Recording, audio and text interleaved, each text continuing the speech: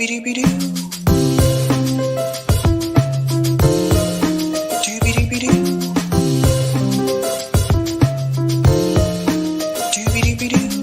your host, sabrinasalvati.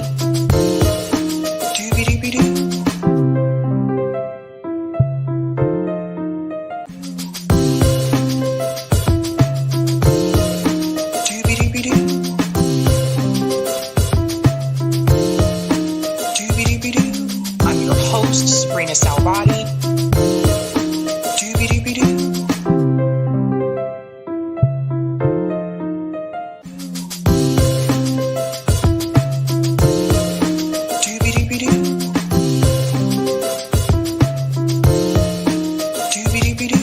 I'm your host, sabrinasalvati.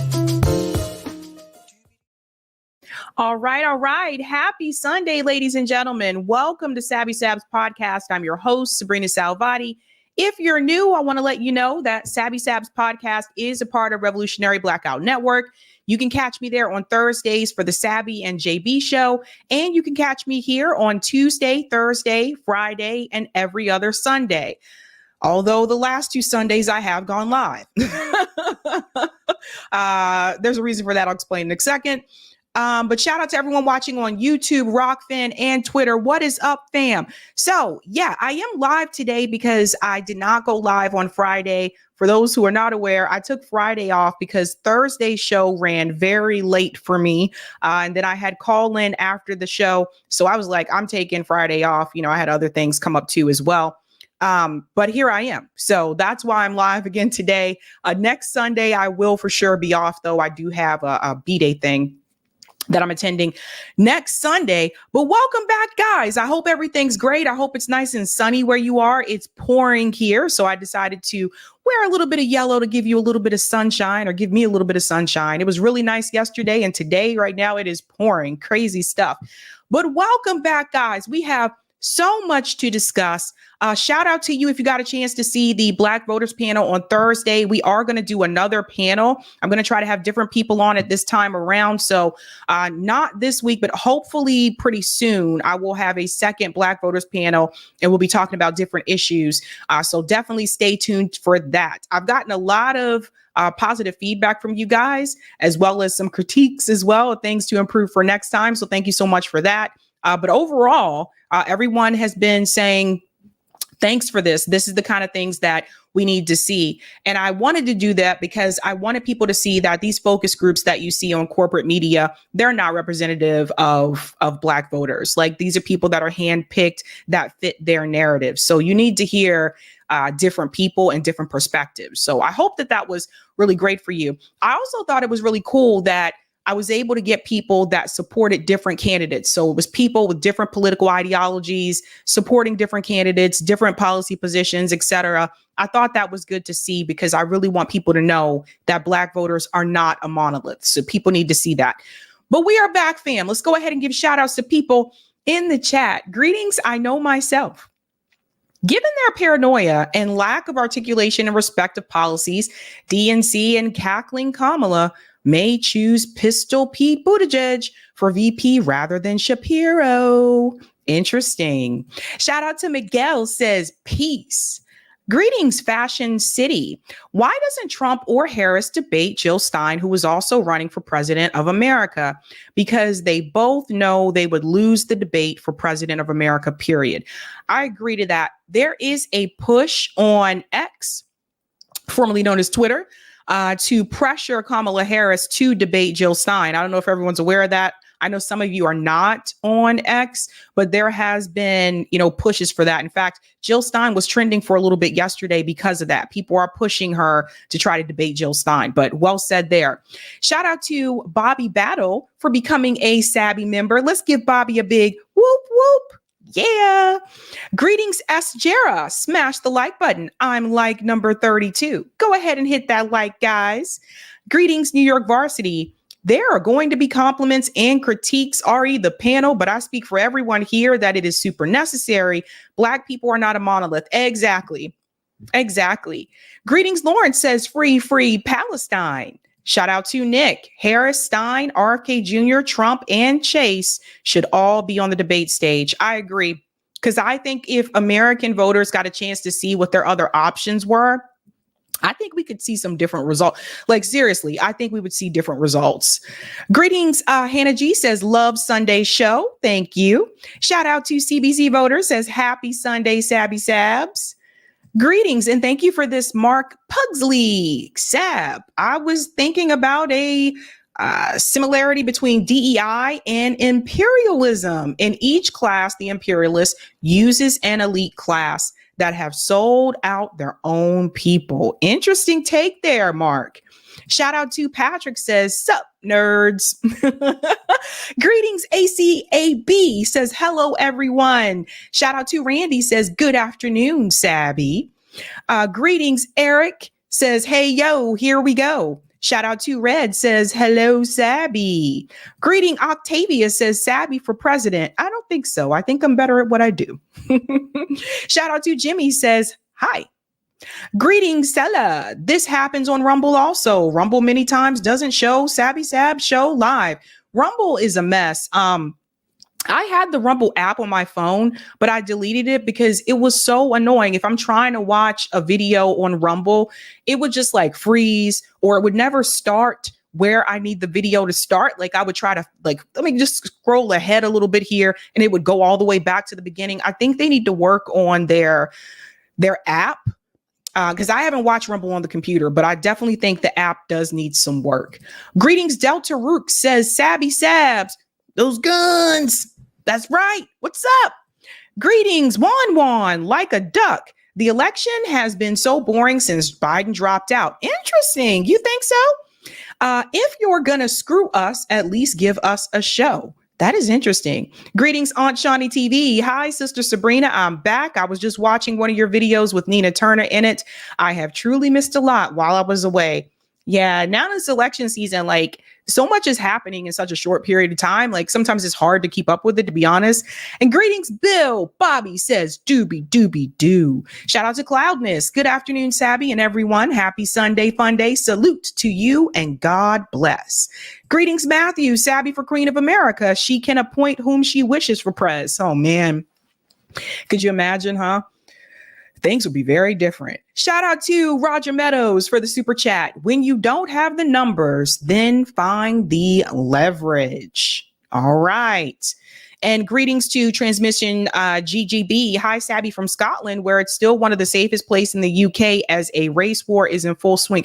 Someone mentioned this to me earlier. I have to look into that story, but apparently something crazy is happening in the UK right now. So I'm going to have to look into that, and hopefully I'll be able to cover that Tuesday night, because that is wild, fam. That is wild.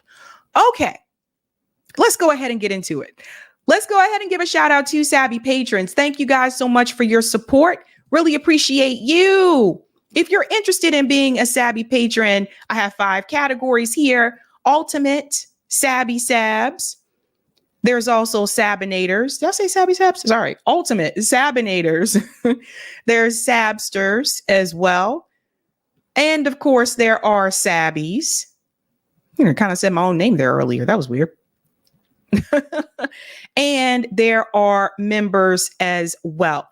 Thank you guys so much for your support. I really do appreciate you. Thank you. Yo, fam, we're going to show that thumbnail in just a second. Just going to give you a quick movie update. I just saw Deadpool and Wolverine, and I laughed my ass off. Like, you guys, if you haven't seen it and you're a Marvel fan, go see Deadpool Wolverine. I thought it was really funny. You guys know, like Deadpool, like he breaks the fourth wall and he tells a lot of jokes and stuff. But the jokes this time in the movie are directed, some of them are directed towards Disney and Fox. So it's kind of funny, but go check it out. I liked it. I will say, I think if you're a comic book purist, you may not like it as much, but I thought it was very entertaining. So check that out. Brown Bunny said, nah, I'm good. I know some people told me they don't want to see it. I know Roger said he doesn't know if he wants to like pay to go see it. But I thought it was pretty funny. Okay, let's go ahead and share that thumbnail, ladies and gentlemen, to show you what we are going to discuss today. We have quite a bit. I actually have a bonus story as well. So brace yourself for that.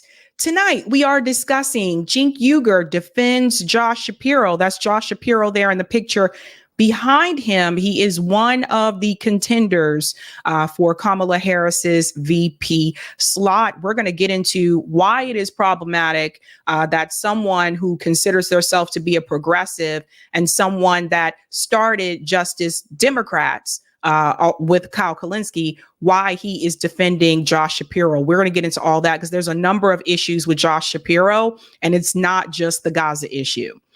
We're also going to discuss Kamala Harris flip-flops on a key issue that she once was supportive of, and I wonder what this is going to mean to her base.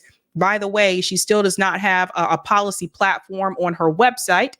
She does have a list of things that she has accomplished while she's been vice president, but she does not have a policy list on her website. And I feel like that's intentional. And you'll understand that when I get to this position that she has flip-flopped on. We're also going to discuss Lindsey Graham's dangerous bill. Lindsey Graham is out here trying to get all of us killed. Like, seriously, like, we got to get into this. And I feel like this kind of flew under the radar because a lot of people have been watching the Olympics and focused on all the stuff that's happening with Kamala Harris and Donald Trump. And I feel like this just kind of missed the boat for some people. So we're going to get into that particular bill. And we're also going to discuss, this is a really good news story here in Massachusetts. Governor Maura Healey, huge housing win. And I sincerely hope that this will happen in other states as well. We got to cover this story. This is a big one. And I have a bonus story. It's another story about Kamala Harris. Kamala Harris flips on Freedman. And what does that mean? And that's another story that I feel just kind of flew under the radar. I didn't know about it. Shout out to Roger Meadows for alerting me to it because they were kind of quiet about this. And I think that if you are someone that is a freedman, but freedman means people who are freedmen from slavery and their descendants. If you are ADOS, and I think you're really going to be pissed off when you see what she has done with the Treasury Department. So we're going to get into that because not enough people are talking about it. And I think it's because they just don't know. I think they just don't know. So let's go ahead and get into it, fam. We're going to start with our first story here about Lindsey Graham. Look, we all know that it's pretty crazy right now in the Middle East, and I have been, basically begging for an end to the genocide, an end to the wars. Obviously, no escalation. That is not what has happened. It has escalated in the Middle East. Whether it's with Hezbollah, whether it's with Israel, whether it's with Iran, there's so many things that are happening right now. And to make matters worse, Lindsey Graham just pushed a piece of legislation right under our nose. This guy is trying to get us all killed. I'm serious. Graham introduces war powers bill to strike Iran's nuclear program. The South Carolina senator unveiled the resolution just ahead of the Senate's August recess. See, they like to do this. They like to present bills right before recess, with plans to attempt to force the Senate floor consideration when lawmakers return in September. So we got Lindsey Graham here. And I used to live in South Carolina. I never understood why people continued voting for Lindsey Graham. He does not have your best interest in mind. Lindsey is all about Lindsey. So let's go ahead and go forward here.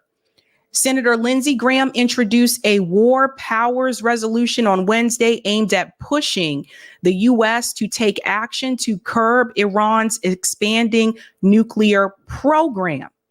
Graham said that the authorization for use of military force would be triggered if the president determines that Iran possesses uranium that is enriched to the weapons grade level, a nuclear warhead, or were to possess a delivery vehicle capable of delivering a nuclear device against Israel and other allies or the United States. So notice the framing here again, against Israel or the U.S. So it seems to be okay for Israel to have the nuclear weapons that they have. But again, he wants to take this away from Iran. He unveiled the resolution just ahead of the Senate's August recess with plans to attempt to force the Senate floor consideration when lawmakers return in September.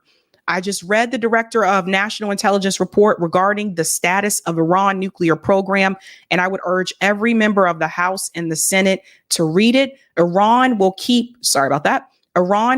going until somebody tells them to stop. Sounds like that rhetoric should be directed towards Israel, right? Israel will keep going until someone tells them to stop.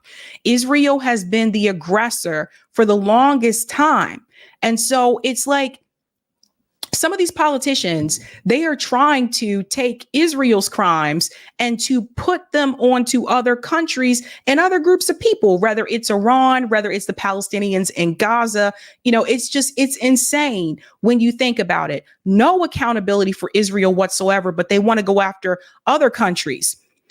It is time to put red lines on the nuclear program and enforce them. The idea of ambiguity is not working. As we talk about their program gets larger and more lethal. After viewing the ODNI report, I believe that if we do not change course, Iran will possess a nuclear weapon very soon.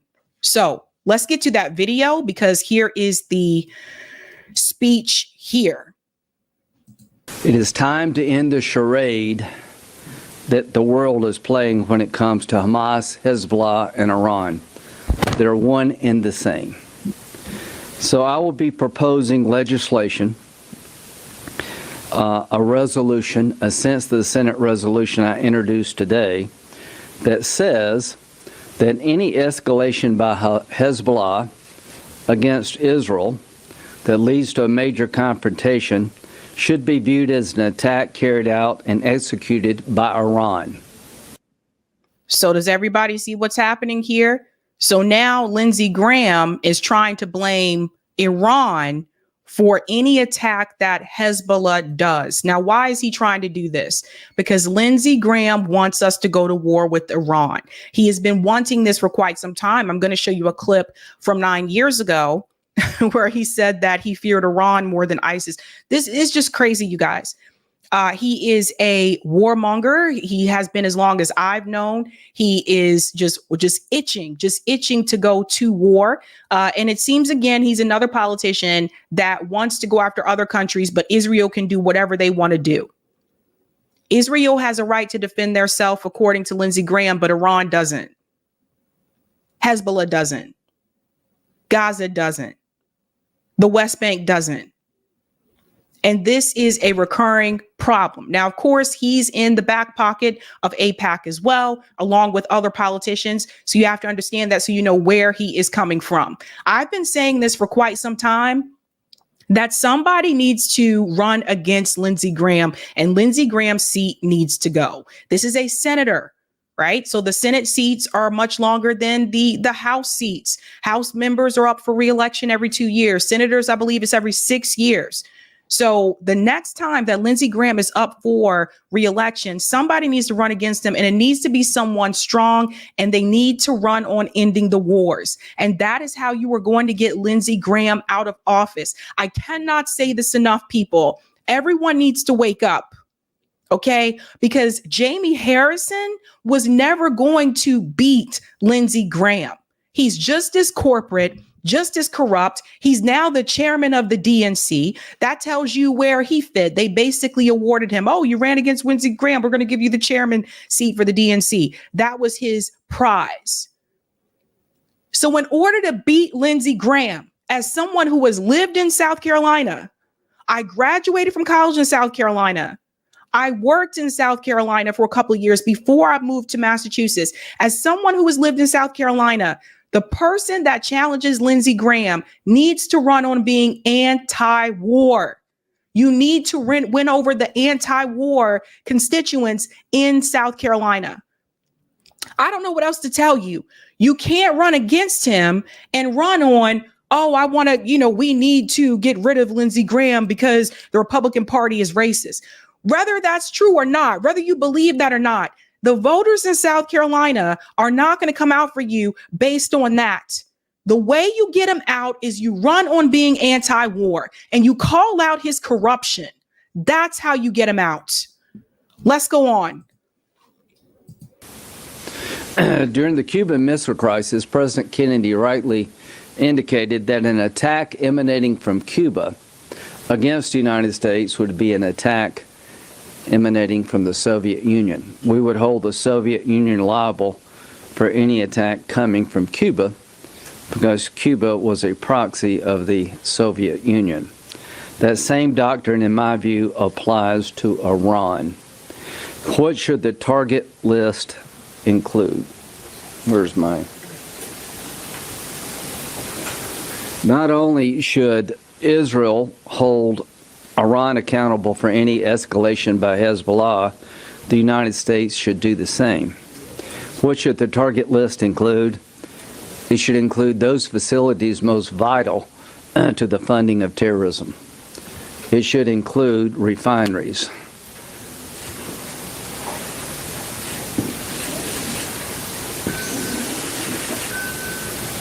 If Hezbollah attacks Israel, it's my hope they will have one less refinery than they do today.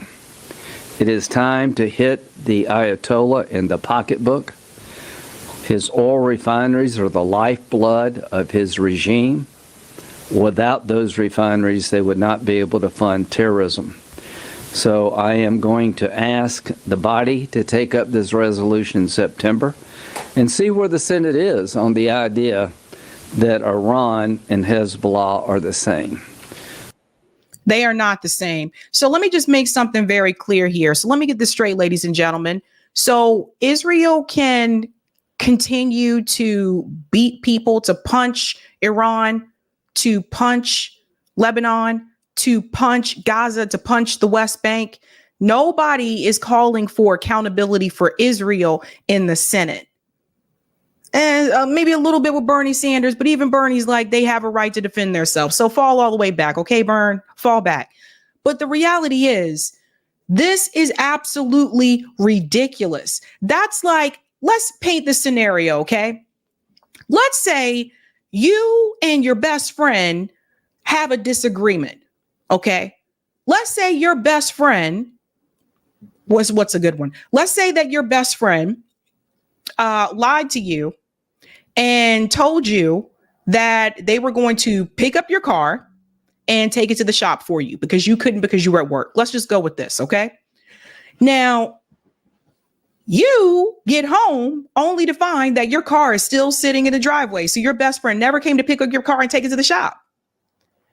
That would be like, instead of you confronting your best friend and asking them, hey, what happened? How come you didn't get my car like I told you to? I gave you the keys. That would be like you going to the auto shop and blaming the auto shop for not fixing your car. Does everybody see the problem here? So instead of blaming Israel, who has been the aggressor over and over again, Lindsey Graham is trying to blame all the other countries around Israel or the people. It's the Palestinians' fault. It's the Iranians' fault. It's Hezbollah's fault. It's everybody's fault except for Israel. And Israel has been a bully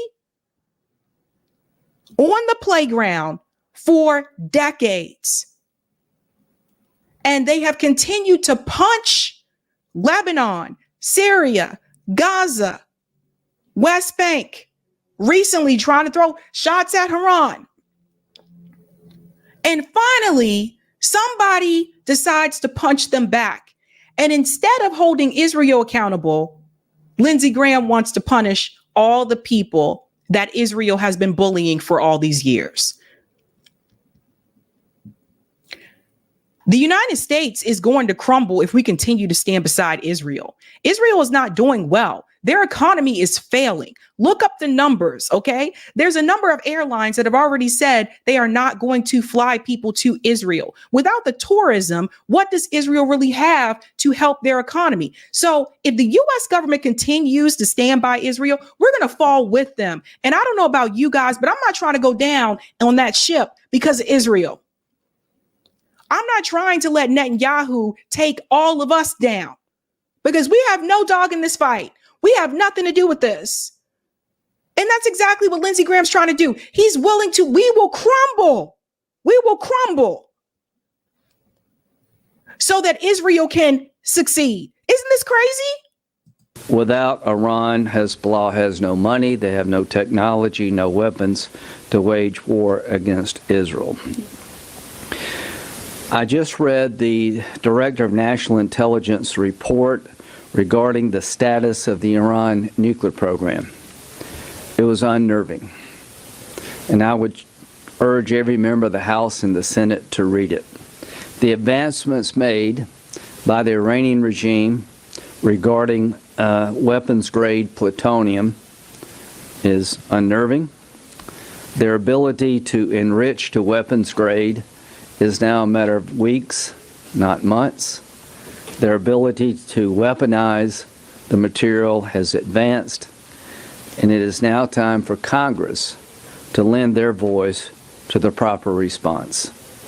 Today, I'm introducing a resolution that would authorize the use of military force by the United States to stop an Iranian nuclear breakout.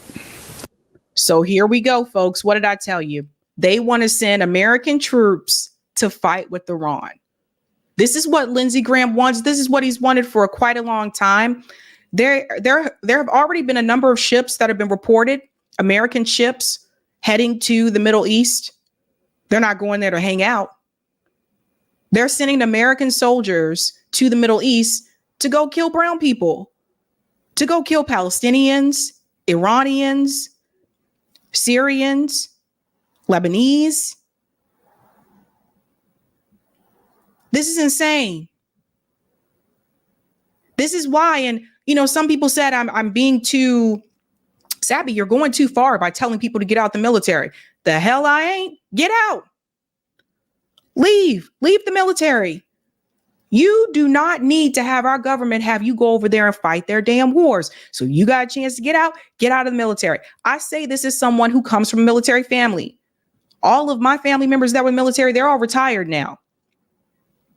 But even they would tell you, nah, bruh, this ain't it. This is not it. Parents, everybody, try your best as you can.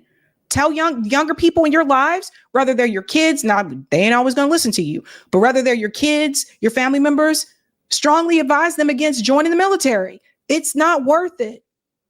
It really isn't. They're like, well, I'm fighting for my country. No, you're fighting for Israel.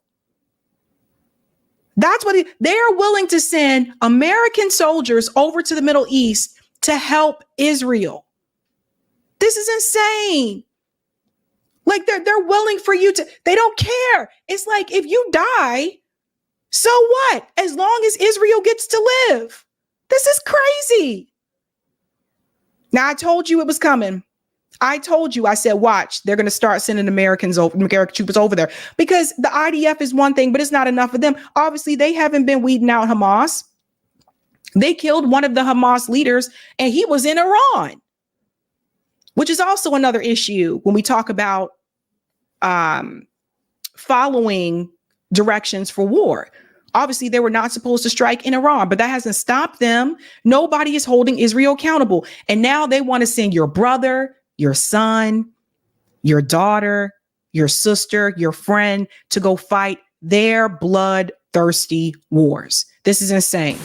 The resolution would be triggered if the president determines that Iran possesses uranium enriched to a weapons grade level, a nuclear warhead, or to possess a delivery vehicle capable of delivering a nuclear device against Israel or other allies of the United States. Iran will keep going until somebody tells them to stop. Shouldn't that comment be directed towards Israel, that Israel will keep going until someone tells them to stop? It is time to put red lines on their nuclear program. The idea of ambiguity is not working. As we talk about their program gets larger and more lethal. After having viewed the DNI report, I believe it is a certainty that if we do not change course, Iran will, in the coming weeks or months, possess a nuclear weapon. This, in my view, would be the ultimate game changer in the Mideast. The response of the Arab world would be to acquire their own nuclear device, would have a nuclear arms race in the Mideast, in many ways would be on the road to Armageddon.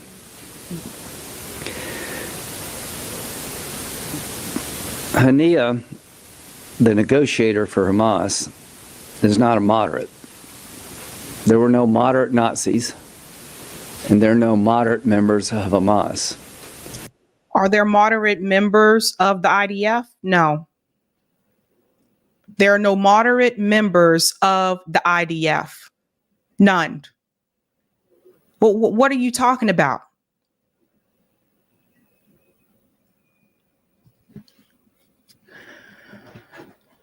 The old guard in Congress needs to be replaced. These people got to go. Lindsey Graham needs to retire. He needs to get out. Like, a lot of these people got to go. They are not moving in the direction the majority of Americans want to move in. And yet they're supposed to be the ones representing them. A lot of times, people like Lindsey Graham continue to get reelected because a lot of people are not coming out to vote, period. It's not like a lot of people in South Carolina are coming to vote for Lindsey Graham. It's just that the ones who show up to vote continue to show up. These people got to go. I said the same thing about Nancy Pelosi. I said, these people got to go. Nancy need to go. Lindsey need to go. Chuck Schumer need to get his old ass out. Like, a lot of these people, they just need to go. They need to go. They are heading us down a dangerous path. Now, you may sit up here and think today that the U.S. is untouchable. I wouldn't get too comfortable with that position. We never know what could happen. You know, at one point, some people did think that, and then September 11 happened.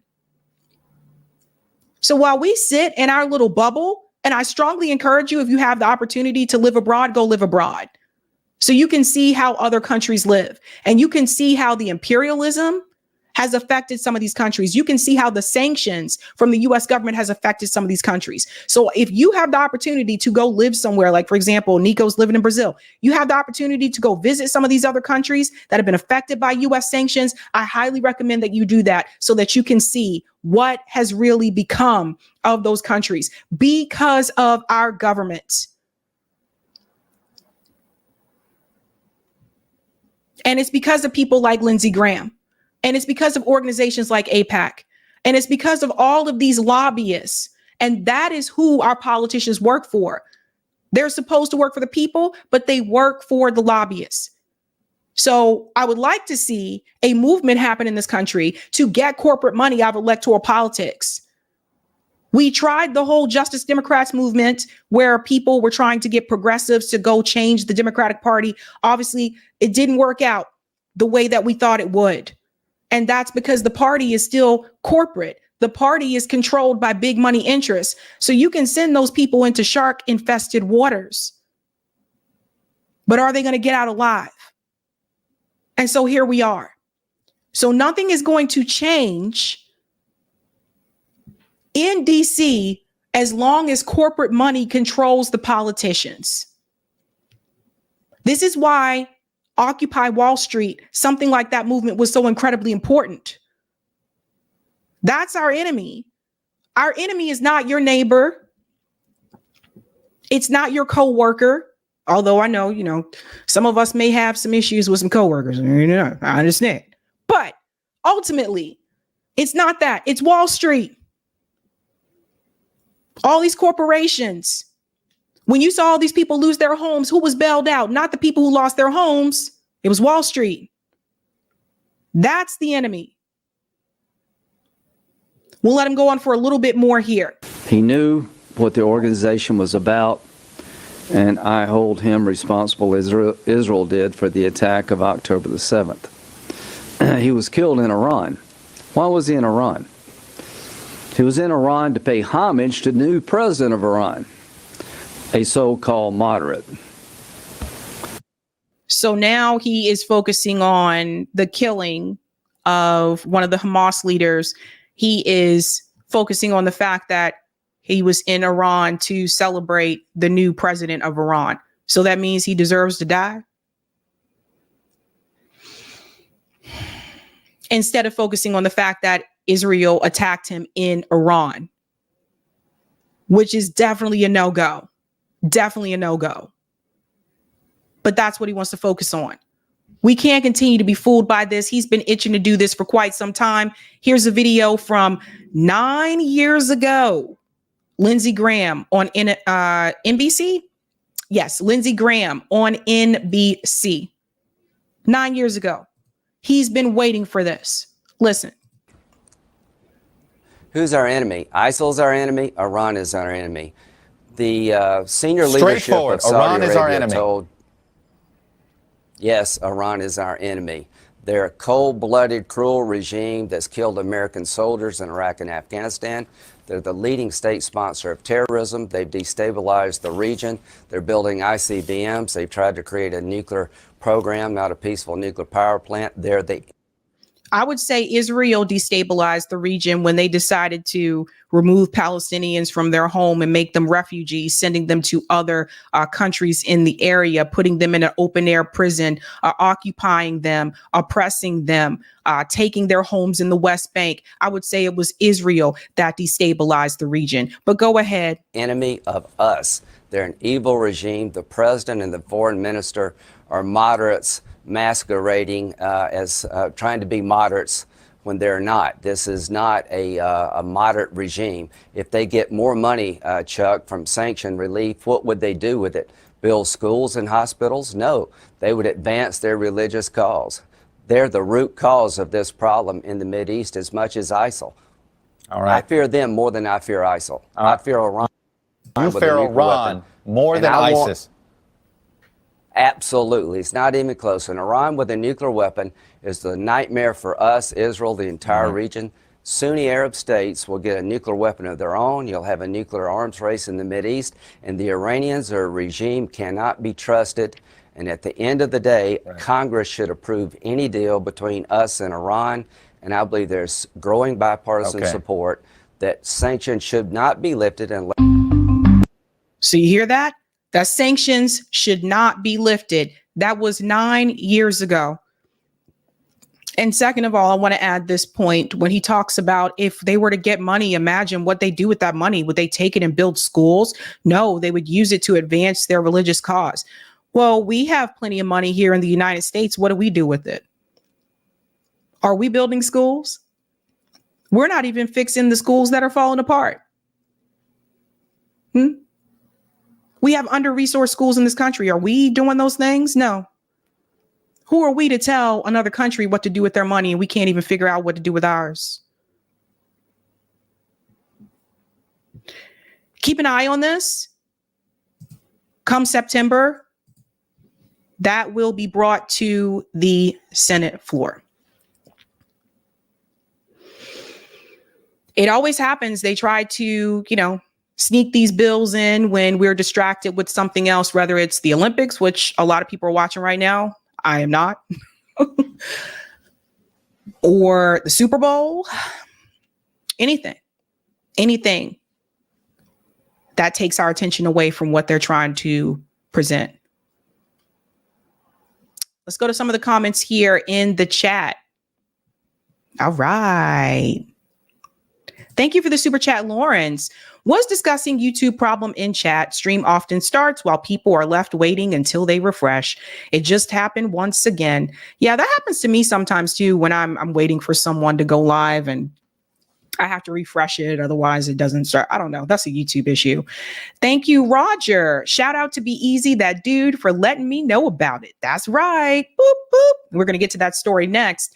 Thank you, Hermione. Thanks so much, Sabby, for all you do. You are welcome. Skylar, damn, Sabby, you went straight from South Carolina to Massachusetts. Was there any culture shock with such a big change? No, not really. I mean, I've lived in different places and I lived in New York City before I lived in South Carolina. So it was a culture shock of moving from New York City to South Carolina. That was a big culture shock. Thank you, Cool Blue. Lindsey Graham's U.S. Senate seat comes up in 2026. Okay. So people got some time. People have some time. Itole, no Democrat can win his seat currently. I don't even think, I think, listen, I think whoever runs against Lindsey Graham, I think it needs to be someone that's running outside the duopoly.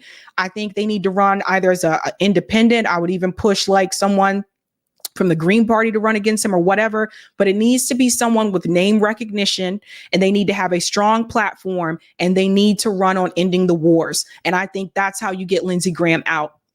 Let's go to Wasim. Thank you. IAEA have checked Iran and they don't have nuclear weapons, but Israel does.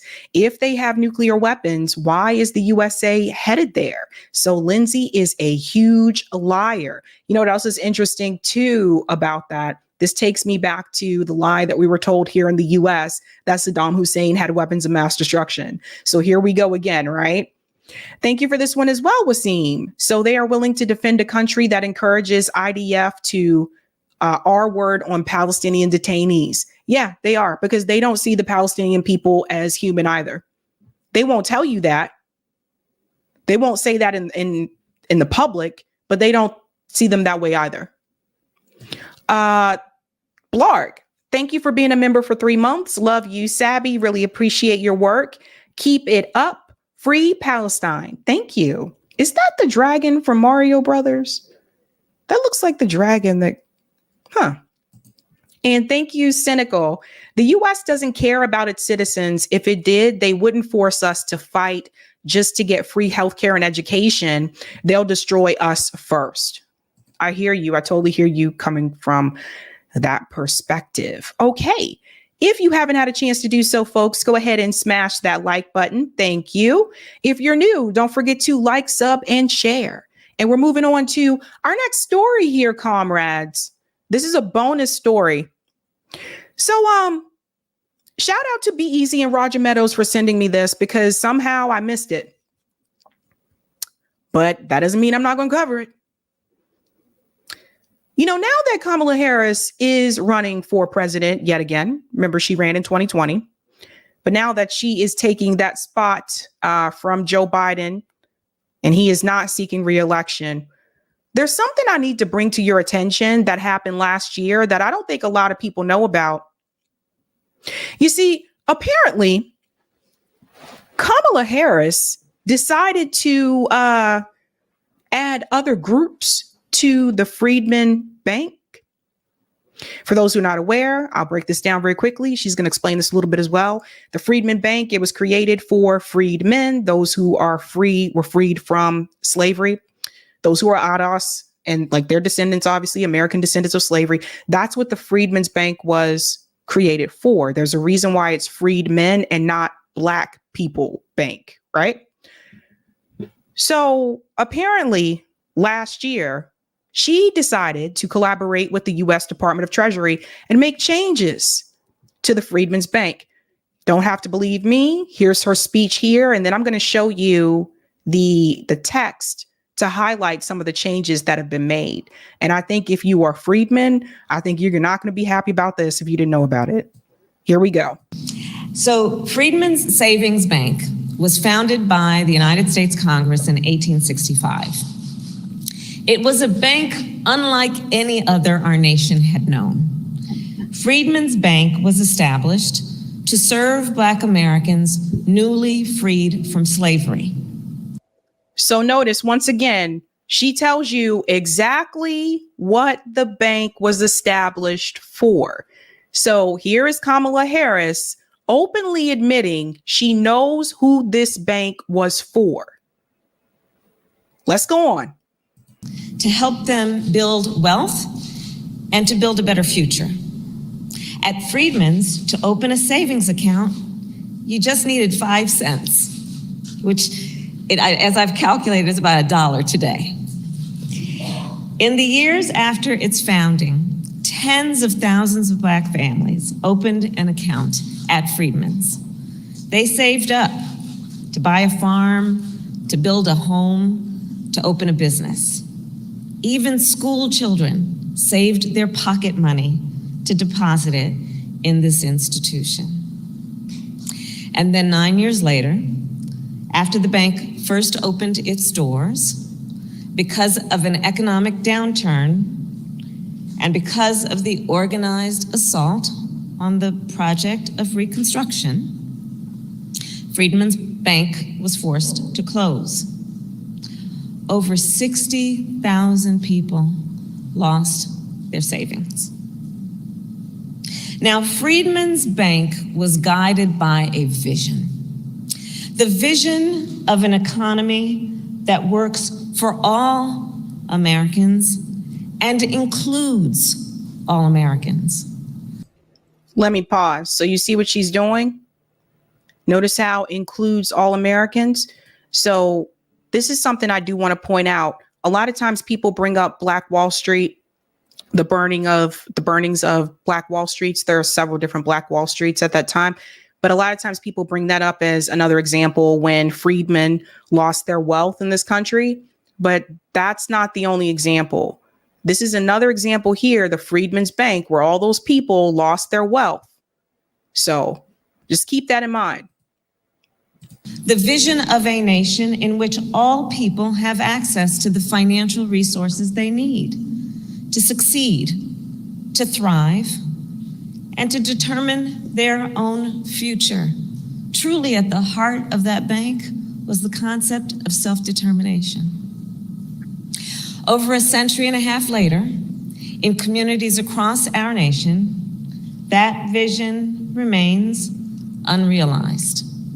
Consider, today, Black entrepreneurs are 3 times more likely to report that they did not apply for a loan for fear of being turned away by a bank. Pause. Do you see what she's starting to do? So now all of a sudden it went from freedmen to Black entrepreneurs. So there's a difference between Black and freedmen. So you see what she's doing? Wait for it. It gets crazier. Watch this. Often anecdotally, because they heard about that experience from friends and relatives. Today, Black and Latino homeowners are rejected by traditional financial institutions at a higher rate when applying for home loans. Now, do you see what's happening here? Now she's added Latinos to the Freedman Bank situation. I'll say this again. The Freedman Bank was established for freedmen, not Black people, not Latinos. But see what she's doing? I told you guys, she snuck this one under the radar. Everybody see this? Okay, let's continue. And this is the case even when they have credit profiles similar to other applicants. Today, many immigrant business owners, including some Asian American business owners, face language barriers that limit their ability to access capital and banking services. And people who live in rural areas, including many Native Americans, often lack access to traditional financial services of any kind. Now, that is true. She's correct about that. However, once again, notice she's adding another group to Freedman Bank. And here's the thing. I agree that all of those groups, yes, they do have struggle. They do have struggles that are different from those that are part of the majority, than the white majority. That is correct. I'm not here to tell you that they shouldn't receive some type of help. I believe they should receive some type of help. However, it should not be a part of the Freedmen's Bank. Because here's the thing, ladies and gentlemen, when you notice when there is something specifically for another group, we're not added to it. When they passed the anti-Asian hate crime bill, we weren't added to that bill. These are the things I want you guys to pay attention to. Again, this is not to get you to feel some type of way towards other groups. I love all people. But in particular, when it comes to freed men, notice how, going back to the video we showed before, when she said, well, no, I'm not going to sit up here and do something specifically for Black people. No. Remember she said that? So here we go again with the Freedman Bank, something that was specifically for freedmen. And here she is adding other groups to it. What does that tell you about Kamala Harris? Let's continue. So President Biden and I know that for our nation to succeed, these disparities must be spoken of, acknowledged, and addressed. One of the last actions, as you heard Secretary Yellen mentioned, I took as a United States Senator was to team up with Leader Chuck Schumer and Senator Mark Warner and Senator Cory Booker and Chairwoman, Maxine Waters, to invest $12 billion in community lenders, which of course are financial institutions that predominantly do business in overlooked and underserved communities. Now, did you listen to what she just said there? Good point here, Casey. She's going to take this bank from Freedman. So insidious. Obama. You call Kamala Obama? Okay, I haven't heard that one. I heard Kamala, but Obama is full of nothing but audacity and tricks. That's a fun. I like this. Okay, I haven't heard of that one. That's a good one. All right. But notice what she's doing now. Now she's bringing in underserved communities. I mean, that could be anybody, right? Now underserved communities are being added to Freedman's Bank. You see this? All right, let's continue. Last month, I was proud to announce that because of that hard work and the work of many of the leaders in this room, our administration has distributed more than $8 billion of that investment to 162 community lenders across our nation. That is $8 billion on the ground in communities across our nation right now.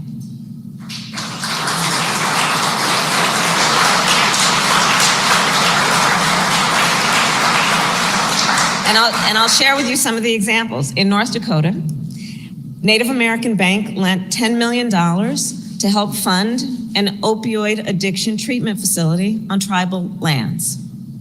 In Georgia, Carver Bank lent over $500,000 to help Black-owned companies build affordable housing. And in Mississippi, Hope Credit Union, led of course by the great Bill Bynum, lent $10,000 to a Black-owned and woman-owned coffee company to help them expand. And that's just one example of the incredible work that they do there.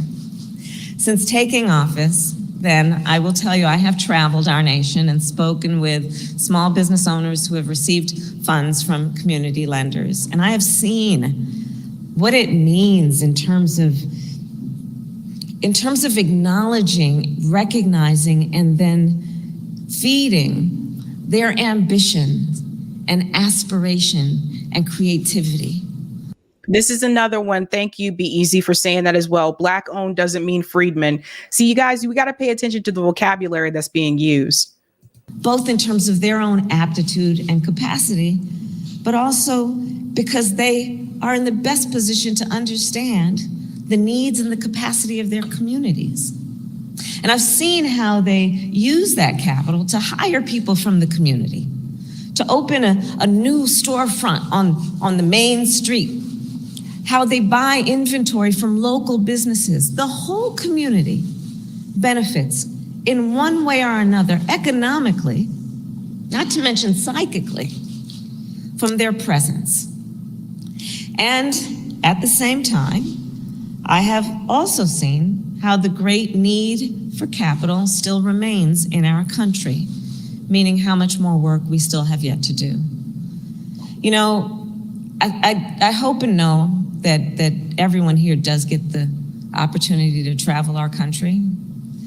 And from my travels, I will share with you, there are so many people in our country that have incredible dreams, fueled by their ambition, fueled by their aspiration, fueled by seeing what is possible and then going for it.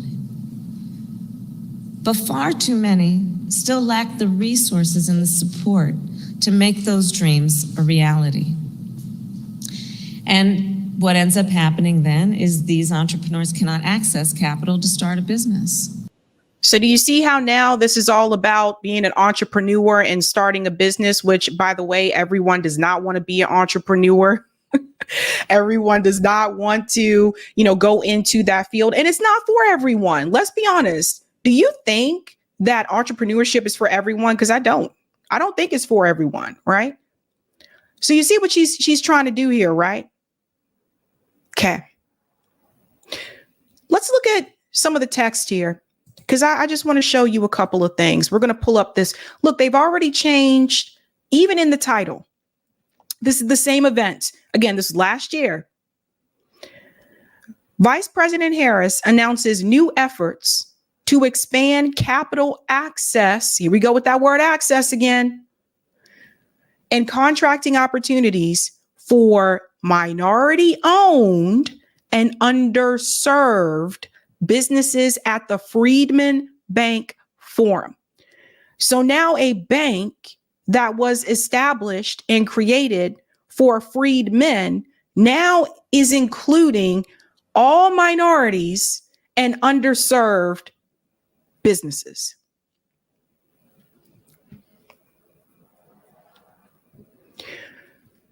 These are the kind of things that we need to point out, because when I look at Kamala Harris, I see a female version of Barack Obama in 2008, where a lot of people were excited, particularly a lot of Black people were excited. We could have the first Black president and that kind of thing. But to go along with that, Barack Obama did have a policy platform. She still does not on her website. And a lot of people were really energetic and enthusiastic about him in 2008. He has the highest numbers from Black voters. In 2012, he has the second highest numbers from Black voters. Till this day, no other Democrat candidate has received the percentage of the Black vote that Barack Obama got. That's just a reality. But something came after that. Because Barack Obama, he's a little bit more charismatic than Kamala. She's not as charismatic. She really come across as fake to me. But Barack Obama let a lot of people down, not just Black people, but in particular, Black people were really disappointed by Barack Obama. He made all these promises, then he got into office and didn't do anything for Black communities, went to Flint, Michigan, and stood in front of a room of Black people and pretended to drink their dirty water. Barack Obama did that. You can't get more clownish than that. So anyone that comes after Barack Obama, that is presenting theirself as Black and is running for president, you have to be 10 times better than Barack Obama, because Barack Obama was so good when he was campaigning. He fooled a lot of people. He fooled a lot of us and then did nothing. So this time around, in particular, lower income Black voters are much more skeptical. So we can look at a Kamala and we can see the fakeness. We can look at her and we can see, she kind of reminds me of Barack Obama. You see what I'm saying? So now we have something to compare it to. At the time when Obama was running, Shirley Chisholm, she ran, but a lot of us that were part of that Obama voting coalition weren't even alive when Shirley ran. So there was that. And she was also a Black female. But we didn't have as much to compare it to. Now we have something to compare it to, and that's Barack Obama's presidency and his campaigning. So that being said, Kamala Harris has to do a lot more than just say, I was Joe Biden's vice president and I could be the first female Jamaican Indian woman of president, and I'm not Donald Trump. Because the reality is, a lot of the Black boule, they're supporting Kamala Harris. And also a lot of white women support Kamala Harris. I just had this conversation recently. If you talk to, particularly, especially here in the Boston area, it's academic. There's a lot of academics here. It's hard to meet someone, I would say, in especially in the Boston, Cambridge, Somerville area. It's rare that I would meet someone that doesn't have a master's degree. That's just like kind of the norm here. So that particular bubble And if you talk to white women in that particular bubble, they love Kamala Harris. They love her. We was just talking about this yesterday. Oh, I hope she wins. But if you go into lower income Black communities, go into some of the barbershops, go into some of the other businesses, the laundry businesses, and you ask them how they feel about Kamala Harris, they don't share the same sentiment. And there's a reason for that. And then you have her doing stuff like this. Now, if we scroll down, because it's her and the Treasury Department, not just her. So keep that in mind. I want to scroll down to right here where it says 50 billion. We need to highlight this because this part is also very telling. The U.S. Department of Treasury estimates that these investments in community lenders will result in a 50 billion increase in lending to Latino communities and a nearly 80 billion increase in lending to Black communities over the next decade. So now the Freedman Bank, which was established for freedmen, is now helping the Latino community and Black communities. You got to be careful when they say Black. Black doesn't mean freedmen. Does everybody see what has happened here? So again, go back to that video where she told you, I'm not going to sit up here and say I'm going to do something specifically for Black people. No, that's how she said it, right? Here's that example. Again, do those other groups and communities need help? Absolutely. But the Freedman Bank is specifically for freed men. Now you got her and you got Janet Yellen and you got the rest of the U.S. Treasury Department. Look at what they are doing. They are adding other groups to that particular cause.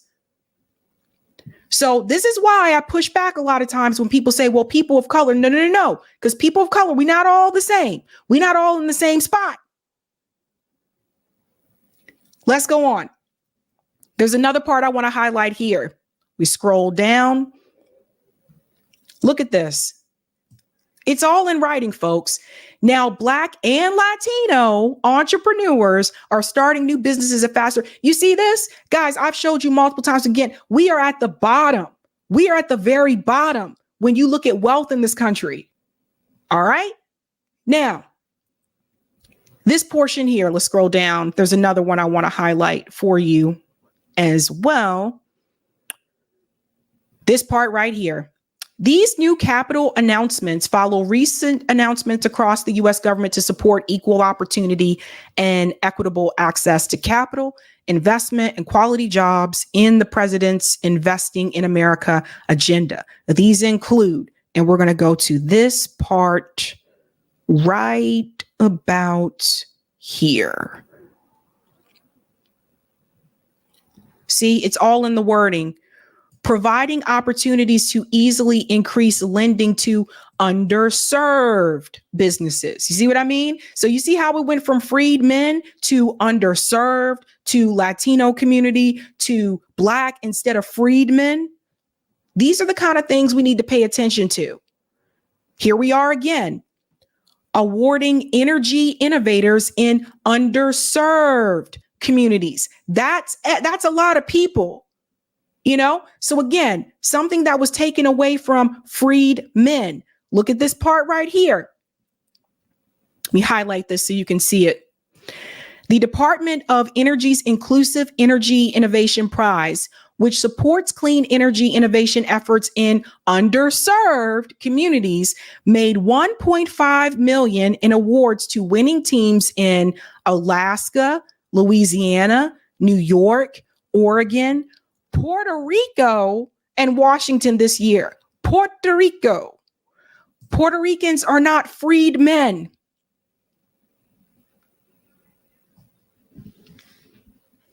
So this is why I continue to have the gripe that I have. I am all for helping people. I'm all for helping everybody. But I have noticed a pattern that when it comes to something that is specifically delegated towards freedmen, all of a sudden it's what about all these other groups? And that's what Kamala Harris and the U.S. Department of Treasury have just done. And you should be livid about it.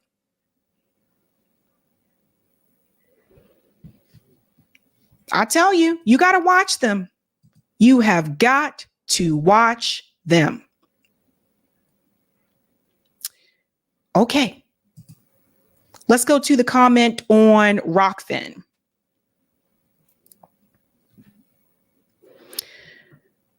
And I feel like I'm missing something here. Oh, I jumped ahead. Okay, I'll go back to that one. Yeah, I'll do that one and then I'll go back to the other one. We're not going to do two Kamala stories in a row. Sorry, guys. Thank you for the tip on Rockfin, Roger. Tennessee and South Carolina wrap up the top 10 list of the most impoverished states with 13.5% poverty rates each. While strides have been made to decrease poverty in these states, a significant portion of their population still struggles for a basic living and are impacted by a combination of factors like unemployment, lack of education, and inadequate access to essential services. Is how you beat Lindsey. Yeah, that's another one. Yeah. Thank you for this as well. She's including Latinos, Asian Americans, Native Americans, underserved communities, which includes poor whites, Martians, Skulls, the Shire Empire, Kryptonians, not to mention she is including them as a race while American freedmen is an ethnic group. Instead, she can make a bank for each ethnic group, not as a race as well. The government forces us to share with others, but never vice versa. 100%. 100%. So we have to pay attention to these things, folks. And that tells you something about what a Kamala Harris presidency is going to be like. When she said she's not going to do something specifically, she was telling you the damn truth. All right, let's go to the comments here.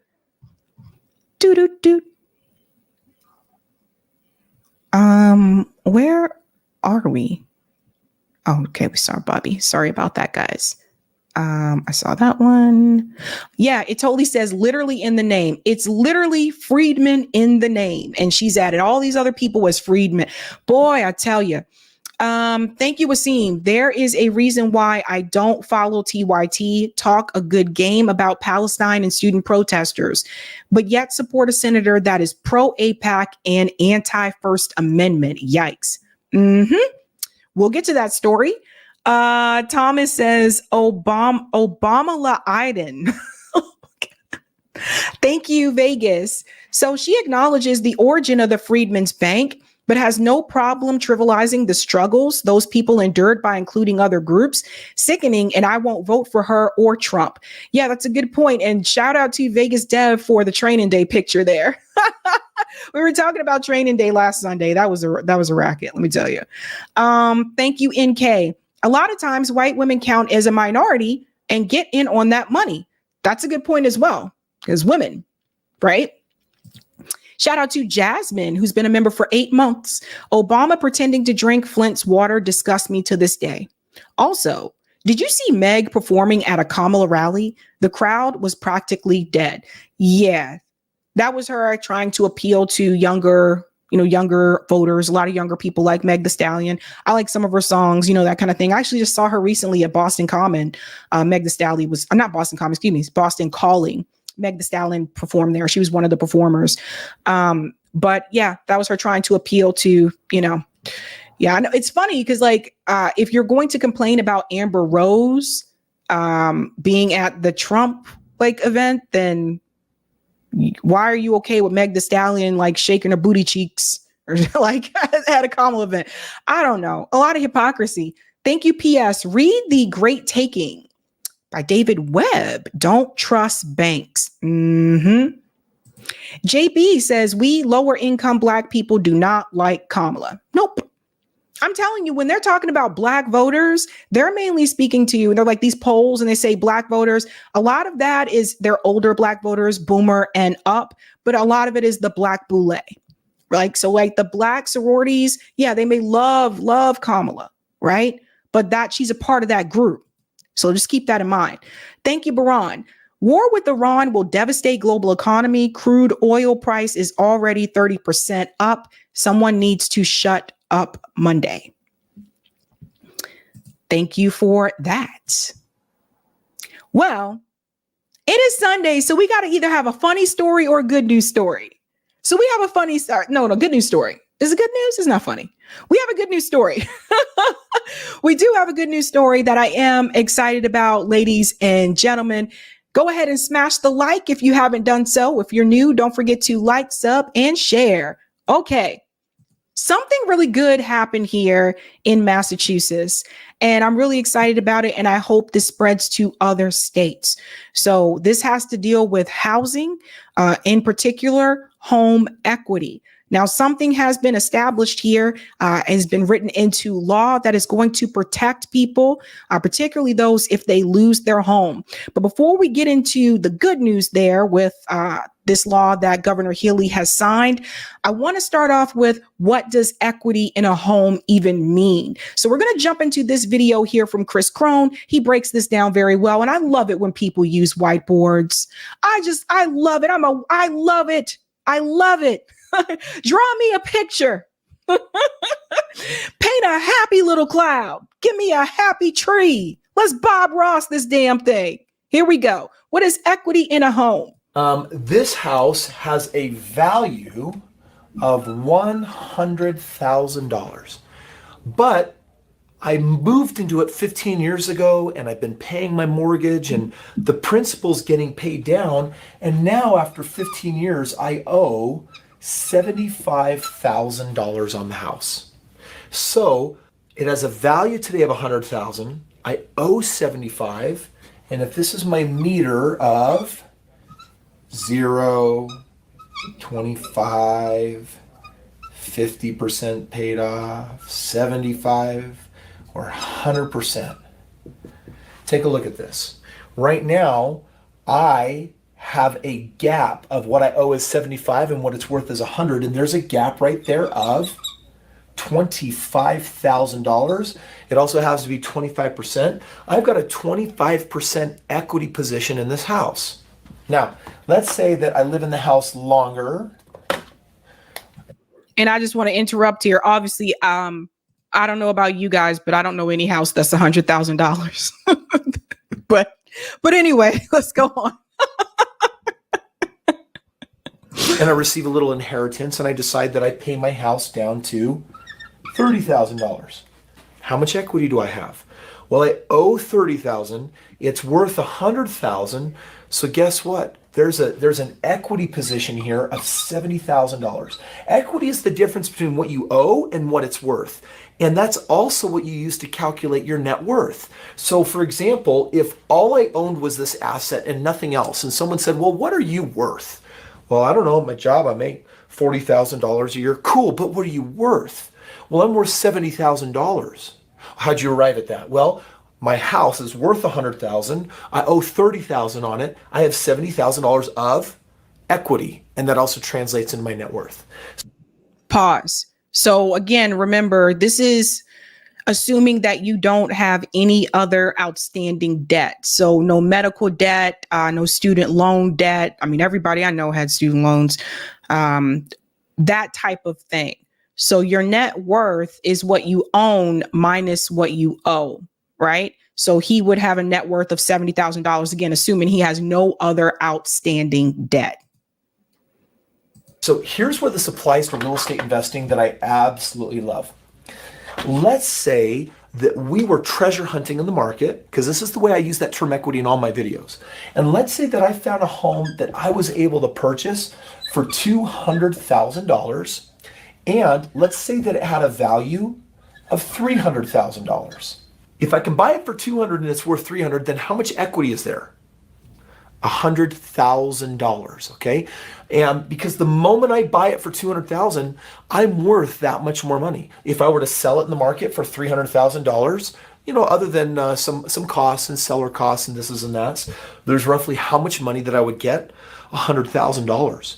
So equity is not always usable until you do something like sell the asset or I could go to my bank and say, I don't want to sell the house, but I want to refinance it with a home equity line of credit. We're going to stop there. Okay, that's all you need to see so far, because we don't want to get into all the home equity line of credit and refinance, because that'll confuse people. Now, we're talking about what is equity in a home and why this is important when we talk about the story that was just announced here in Massachusetts. I want you to see this. This is good news. Again, yes, we still have a lot to do when it comes to housing, but I'll go ahead and take this one and count it as a win. I couldn't believe this happened. Breaking news. Equity theft is now illegal in Massachusetts, making it possible for some who lost their homes to get money back. Ladies and gentlemen, I couldn't believe this happened. Governor Maura Healey signed the law into effect on Monday as part of the state's budget. So let's get into what this means and like what this looks like. And I sincerely hope that this happens in other states as well. We got to talk about some of these local wins, because again, this is why I think it's important that people take action locally, that you attend these meetings if you can, whether it's city council, whether it's mayor, whether it's your governor, because this is where a lot of a lot of things that are happening that can produce some type of change, it's happening at the local level, not on the federal level. There's a lot of focus on the president, right? And presidential election. And oftentimes people miss what these governors and these mayors are doing. So we have to talk about these local wins and make the push for this in other states as well. I want to make this a little bit larger for people in the back. Yeah. A new law banning cities and towns in Massachusetts from equity theft is now on the books. On Monday, Governor Maura Healey signed the new law that stops municipalities from selling a foreclosed home and keeping more than what is owed in the former owner's equity as profit, as an amendment in the fiscal 2025 budget. So she signed it into law as an amendment. This is huge. Now, if a city or town forecloses on a home due to unpaid taxes and sells it, whatever equity remains after the tax is paid off must be returned to the former home owner. And that was not happening. And let's keep it real. These things happen, right? I mean, there are a number of reasons. We don't want to fault the homeowner. There are a number of reasons why a home could be foreclosed. You never know what people could be going through. An unexpected financial event can appear, and that can cause a complete domino effect to where you may have to foreclose your home. It's just a reality. It happens. People lose their homes. So let's not put the blame on the homeowners. Don't go out of all that. What we want to talk about is the fact that this equity that was owed to the homeowner was not given to them. And now that is going to change. It's a big deal, said Pioneer Public Interest Law Center president and former judge Frank Bailey. Sometimes the homeowners don't always just owe the city or town money. In addition, several municipalities like Springfield, Worcester, and Quincy, or as they say it here in Massachusetts, Quincy. I moved here, I used to call it Quincy. I was like, oh yeah, Quincy, Massachusetts. They're like, Quincy. Sell the tax liens to private debt buyers who keep the entire equity windfall. Now, this is coming from Todd S. Kaplan. He's a senior attorney at Greater Boston Legal Services. Therefore, the excess money doesn't even go back to the municipality, but to private creditors. Of course, right? Quincy. Oh, man. I'm sorry. Anyway, the new law helps those who are house rich and cash poor. With property tax arrears, a path to stabilizing their housing and allowing them to stay in their homes.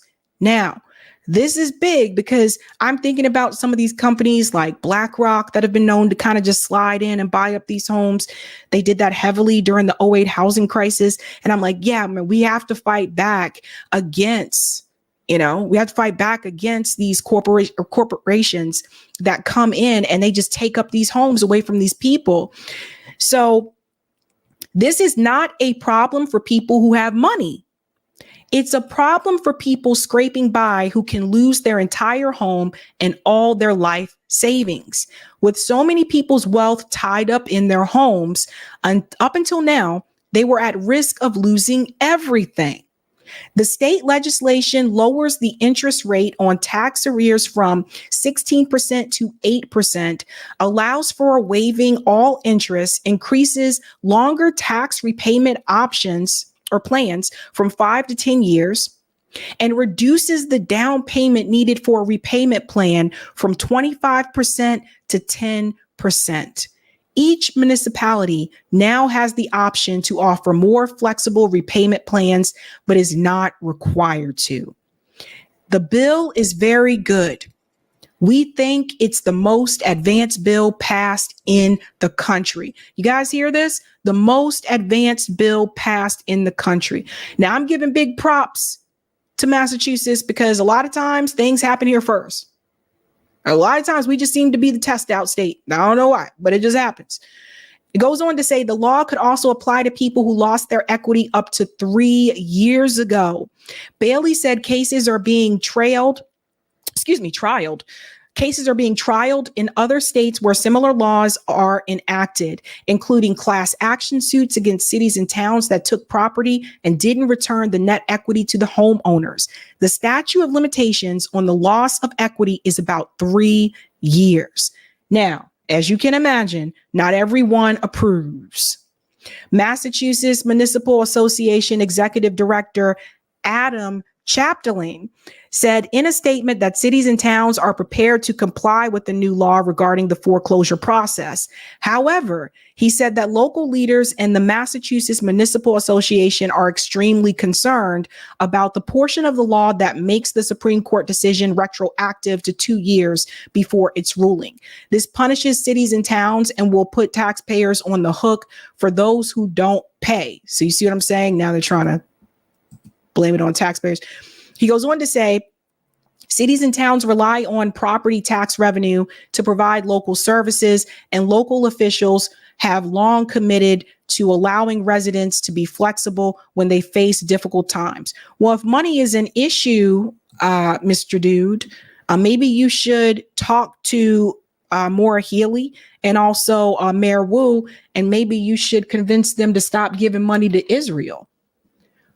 Because I don't know if everyone's aware of this, but Boston, Massachusetts gives $10 million a year to Israel. So maybe instead of investing in other and in other places, maybe we need to keep our money right here. There's that. Just a suggestion. I don't know.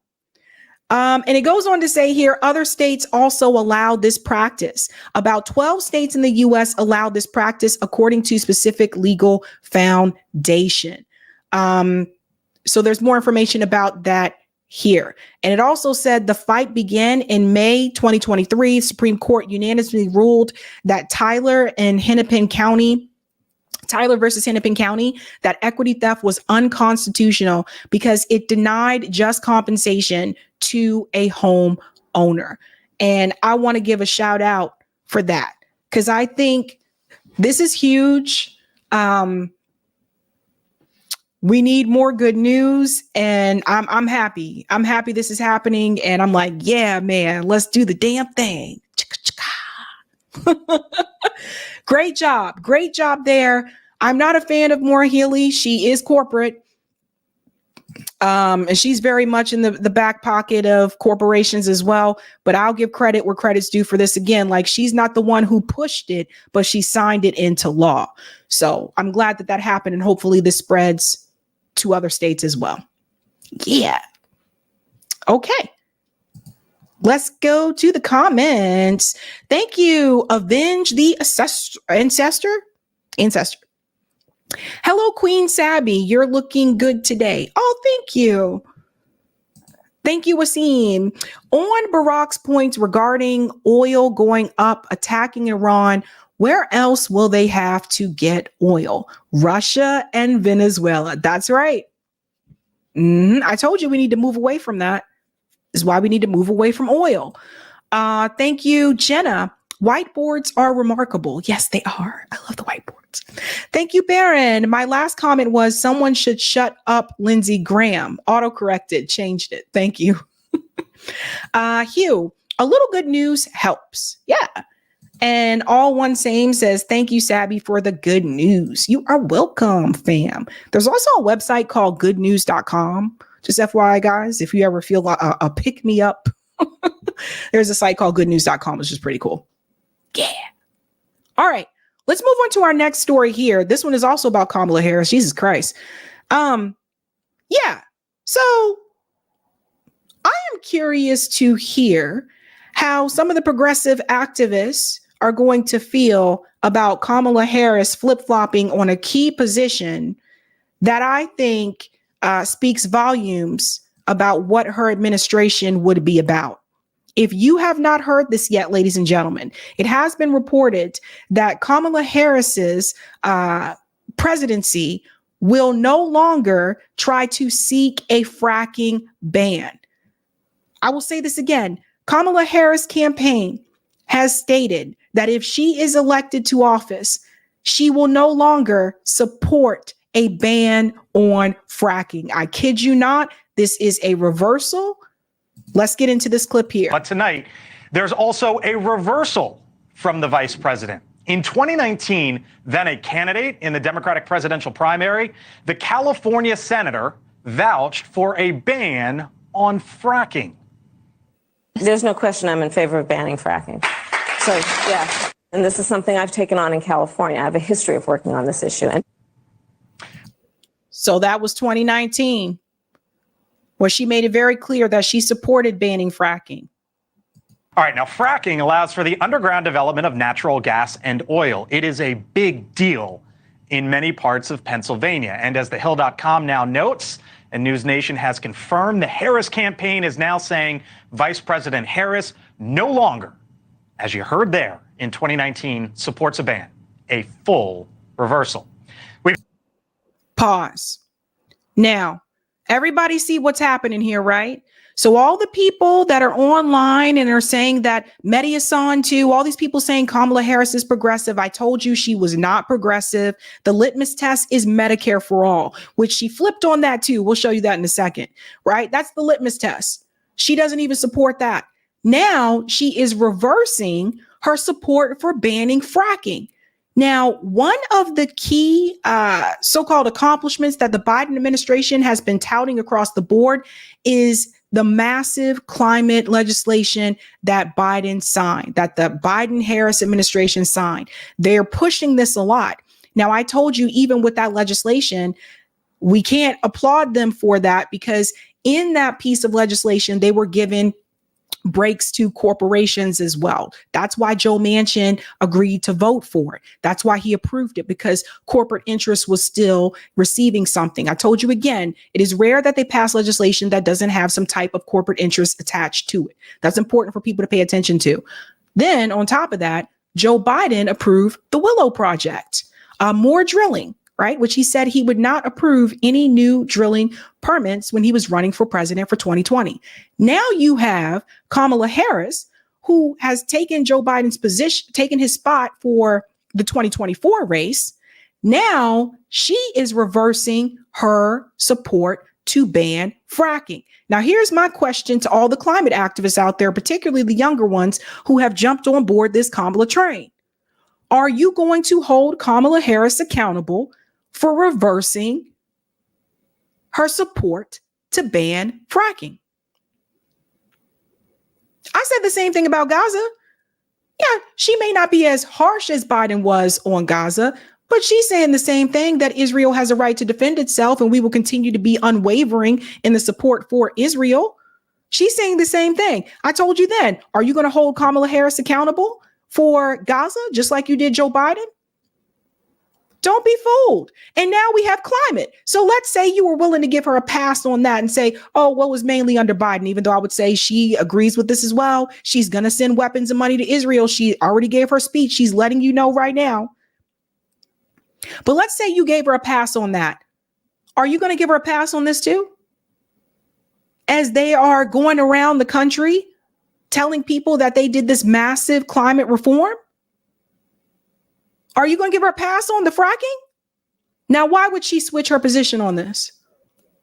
Corporate interest and corporate greed, but also if she's trying to win some of these swing states, some of the states that she needs to win that heavily rely on fracking for jobs, it seems like she's trying to correct a position that Hillary Clinton did in 2016, where Hillary Clinton just basically told people that worked in the coal mines, well, you just have to get other jobs. No.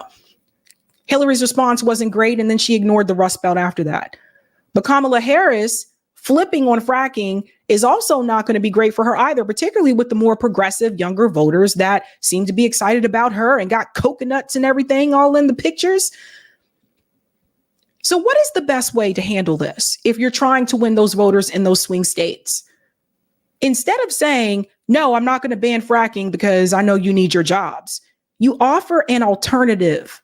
You offer alternative jobs. We need to move away from this at some point in time. And the only way that those people, you have to ensure that they are going to be employed, that they are going to have jobs. You have to give them alternative jobs in clean energy and move forward with that. Seems like very clear to me, though, that Kamala does not have a plan. And I think this is what more people need to be concerned about, because she's basically just going along with what Joe Biden did. Joe Biden's not banning fracking, and she's now saying she's not going to ban fracking. Kamala doesn't have a plan. That's why her website still doesn't have a policy platform. Let's continue. Begin tonight with Connor Lamb. He is the former Democratic congressman from Pennsylvania. Congressman, thanks for being with us here on the Hill. First time, I believe, on the show.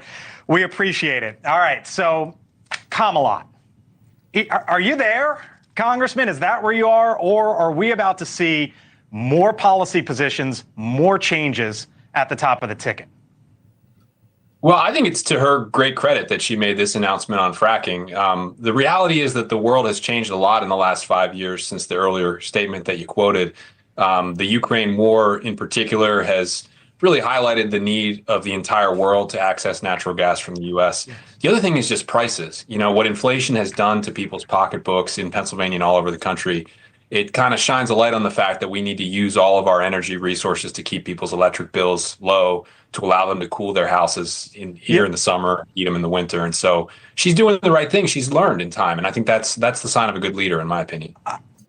No, she's doing it so that she can win the state of Pennsylvania. And if she chooses Josh Shapiro, which actually, I don't even know if she's making this decision herself, because I predict that if Kamala Harris were to win, she would not be making any decisions. Similar to Queen Elizabeth when she first became queen. For the majority of the first part, I would say the first 20, 25 years, she wasn't making decisions. The people who worked within, her, I don't want to say administration, it's not administration, but the people that worked within her vicinity, they were the ones making the decisions. You can read all about this, by the way. She was a queen, but they didn't trust her to make decisions and stuff. She was young, she was a female, there was all that jazz. Anywho, I have a feeling that Kamala Harris wouldn't be making any decisions. I have a feeling that a lot of these decisions would be made by Obama, Nancy Pelosi, higher ups in Dem leadership. I don't think they would trust her to make any positions.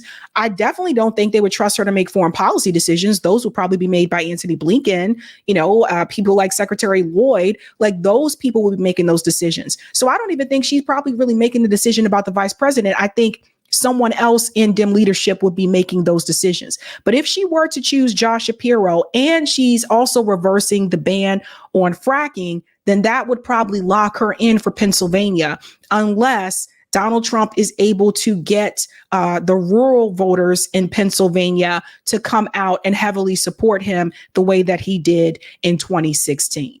So we got to pay attention to what's happening here. I hear you, and I saw your post where you say it is a sign of a good leader. But I mean, you know how America works, Congressman. They look at this stuff and they say, "Wait a minute, she said that. Now she's saying this." Isn't that just sort of the politics of usual that we hate on both sides? No, because everybody out here in the normal world, you know, blue collar voters in Pennsylvania has changed their mind about something in their life, probably oftentimes about many important things.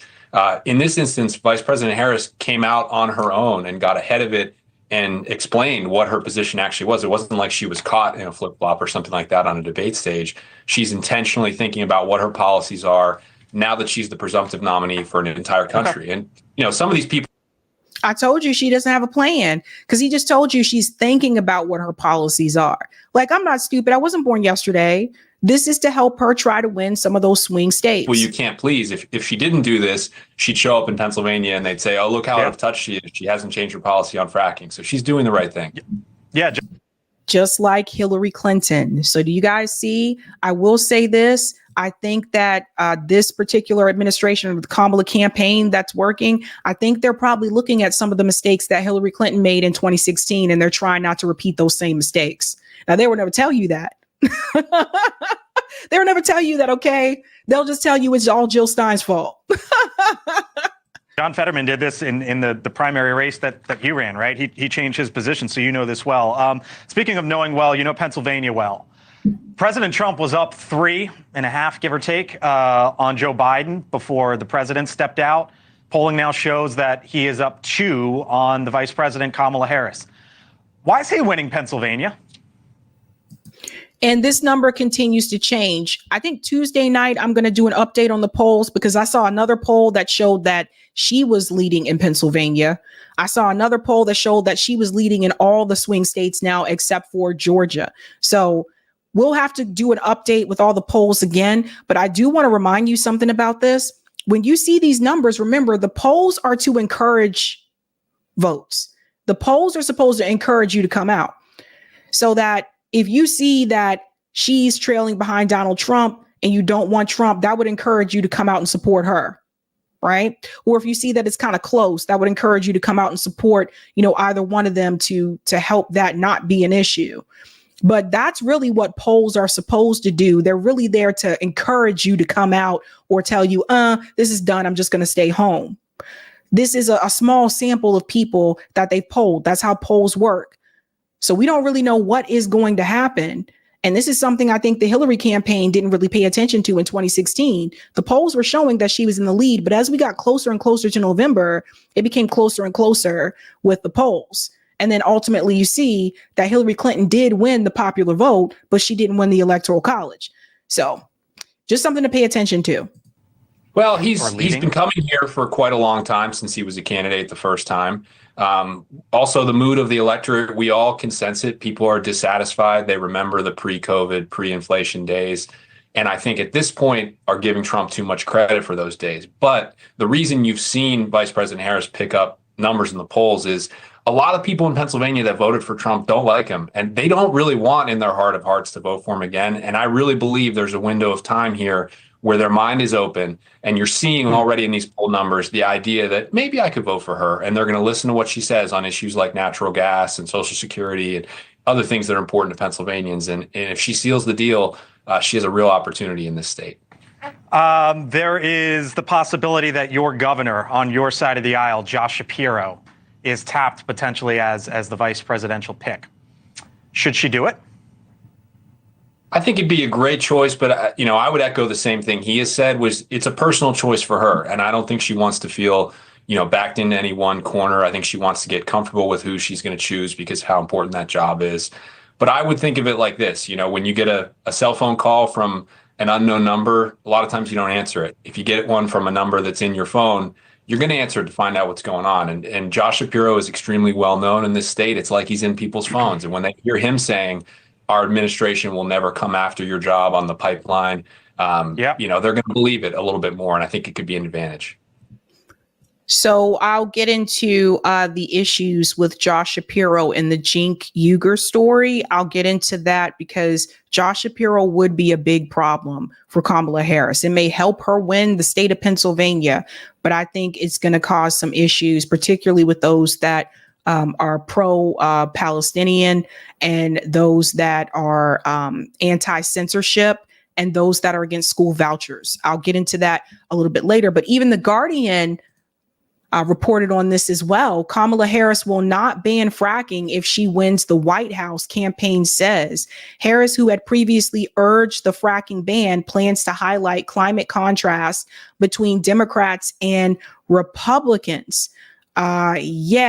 This is, and they even pointed out here in The Guardian, they say, it's a stark contrast on the climate crisis between Joe Biden's administration and Donald Trump's.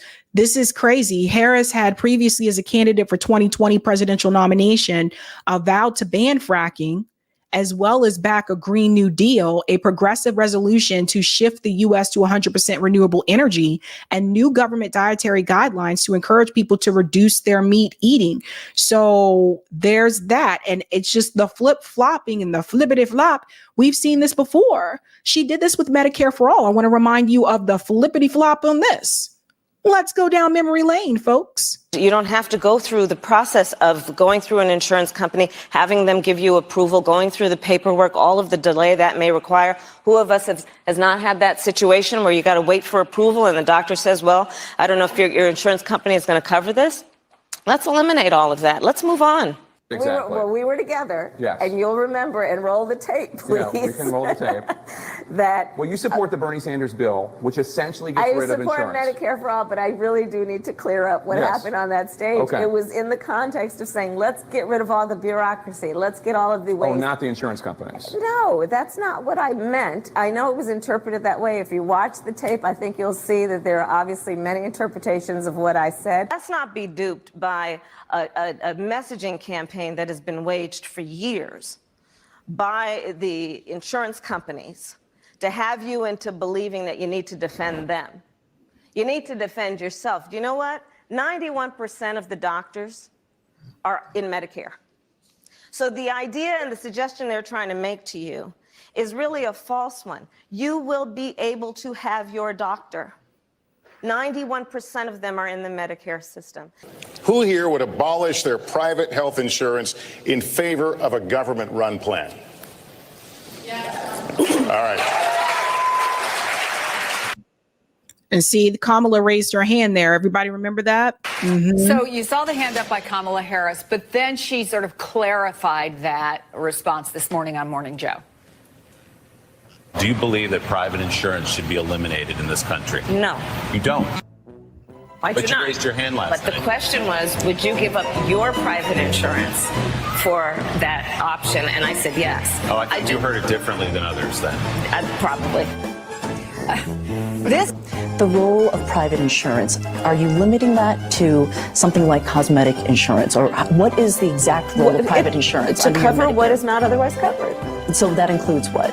Very little, because almost everything will be covered. So then how does this plan differ from what Senator Sanders is proposing? I think that they're very similar. I don't know if they're, I don't think that, I'm supporting his bill. So to the extent that he's talking about his bill, I don't know what else he's talking about. Now, that video is from Justice Democrats, just as a reminder. I mean, I don't know to tell you guys, but you see how she's flippity-flip-flopped, right? That's right, Kip. Kamala the chameleon. Come, chameleon. You come and go. You come and go. You're bringing back an oldie but goodie, Kip, doctor. You're bringing back an oldie but goodie. But it's real out here in these streets. And even if you were to look at our website right now, you'll see we're going to pull it up because we've been checking this every day. Roger has me checking this. I've been checking this every day. Okay? Every day. And we'll pull it up here now. As you can see, this is what we got. So look, donate, store, take action, meet Kamala Harris. So it's just like,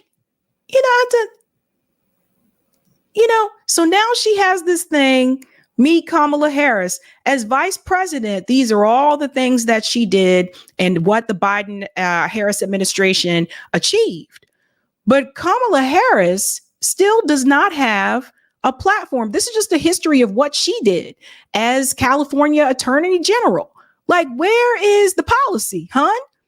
Where is the policy, boo-boo? Where's the policy? Karma, karma, karma, chameleon. That's it. There's no platform.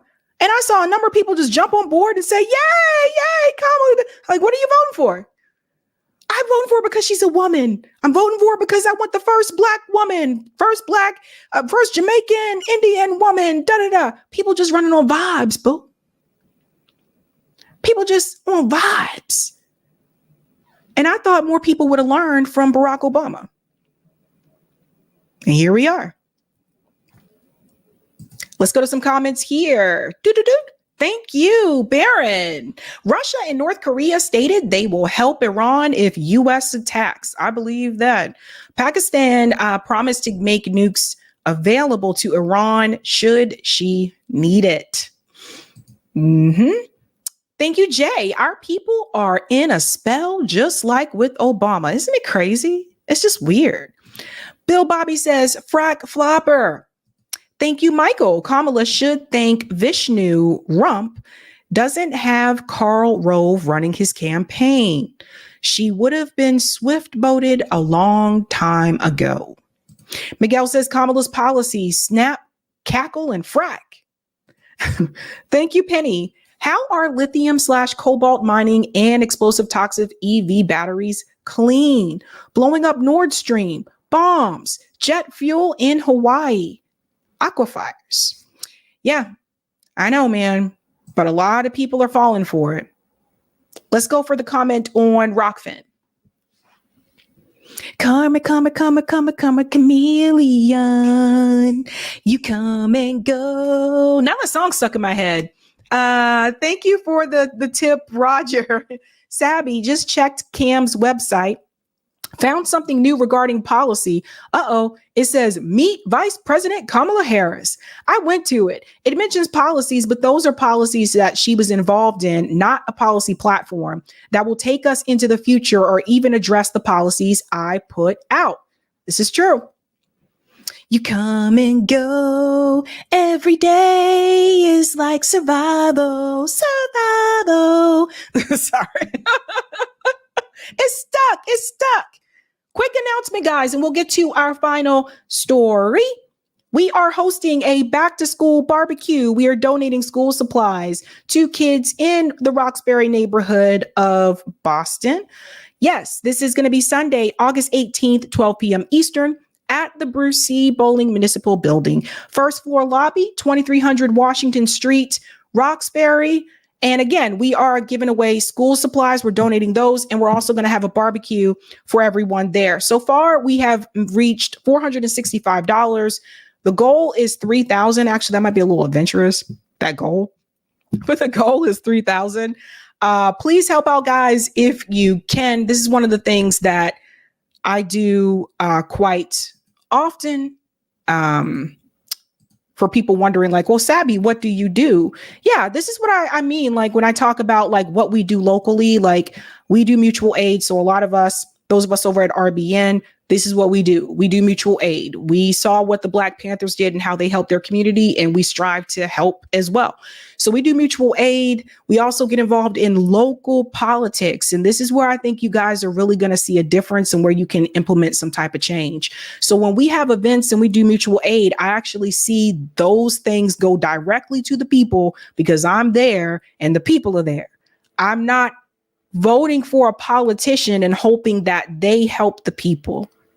There are other ways that you can help people that doesn't require you to rely on a presidential candidate. This is true. JB just did his mutual aid event today, 100%.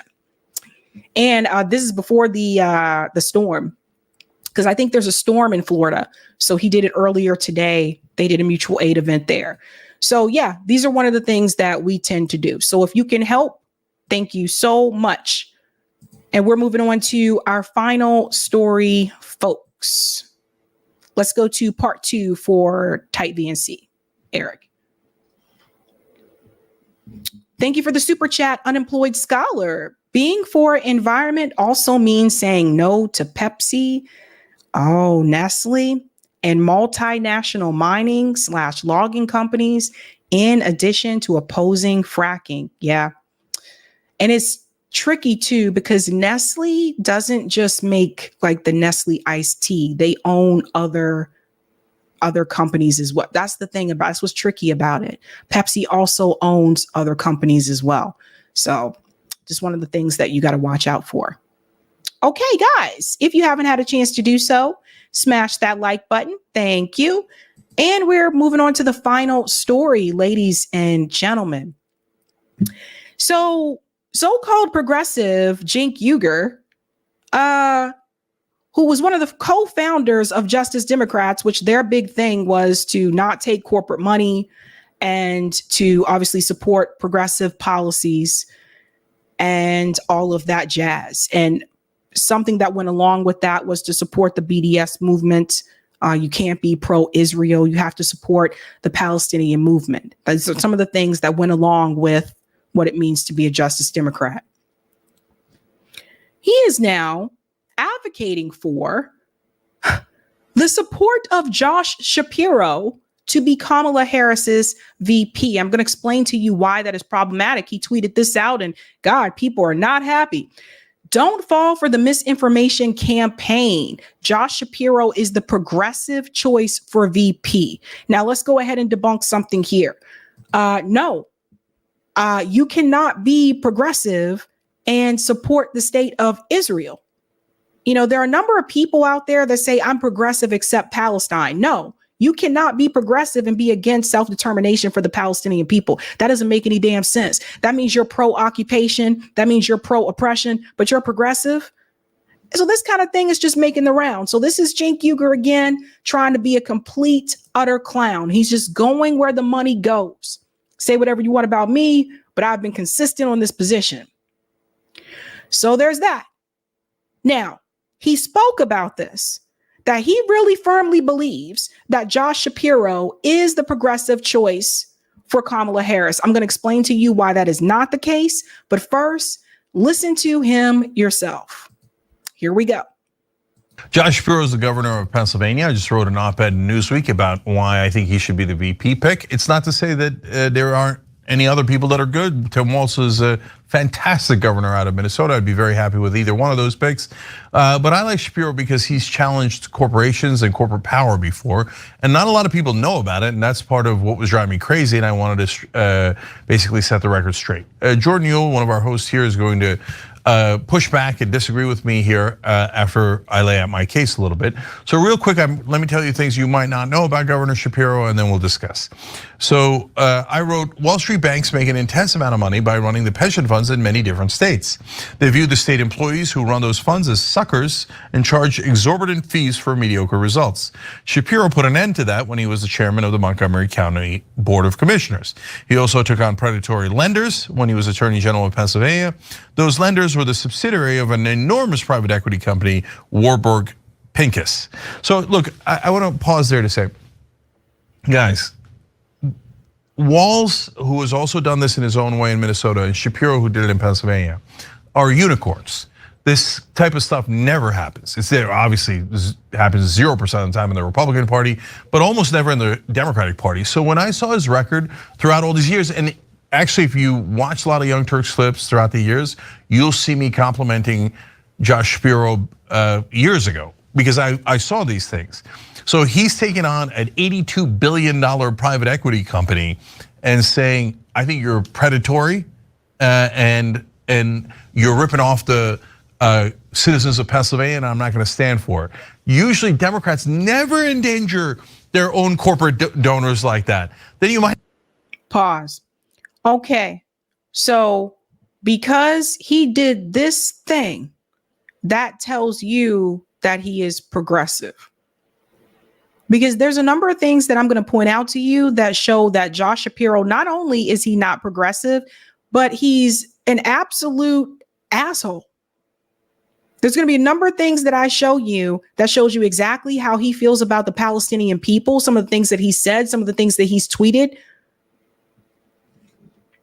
how he feels about school choice. We'll get into all that. Like, this guy has been a complete ass. Now, Cenk Uygur knows damn well that Josh Shapiro is not a progressive. But see, what is happening over the years, the Democratic Party has watered down what it means to be a progressive. And I warned people that this was going to happen as long as Bernie Sanders continued to coalesce with them and didn't stand on his own 2 feet. And that is what has continued to happen. The same thing with the squad. As long as they continue to back and go along with Democrat leadership, this was going to happen. And here we are. So now the Democratic Party took that word progressive from Justice Democrats and the Bernie Sanders campaigns, et cetera, and they've just applied it to anybody who's just a damn Democrat. I mean, they're out there calling Clyburn a Democrat. They're calling Richie Torres a freaking Democrat. A progressive. Anyone's considered a progressive now. They're just applying it to anyone and everything. And we all know, going back to that moment, that the litmus test for what it means to be a progressive is Medicare for all. They're handing out this tag to people who don't even support Medicare for all. And Cenk Uygur is going along with it. Now be able to get money from Wall Street. He took on Wall Street twice, kicking them off the pensions when he was on the chairman of the Montgomery County Commission. Was amazing. Saved a lot of money for the good residents of Pennsylvania. Now, a lot of people have concerns about his record on Israel, so I want to address that, and then I'll bring Jordan in and we'll talk about the rest. I say his position on Israel is correct, though his optics are terrible. Like all sane people, Shapiro supports a two-state solution and a free, independent Palestine. As for his support of Israel, consider his remarks about its leader. He, quote, "I personally believe Benjamin Netanyahu is one of the worst leaders of all time," Shapiro said in January, months before Chuck Schumer came out against Netanyahu. Pause, because Cenk Uygur is leaving out key information about Josh Shapiro and his stance on Israel. So he is here. Let me tell you about this is another flip-floppity, okay? Josh Shapiro, Cenk Uygur is saying his position on Israel is correct, though his optics are terrible.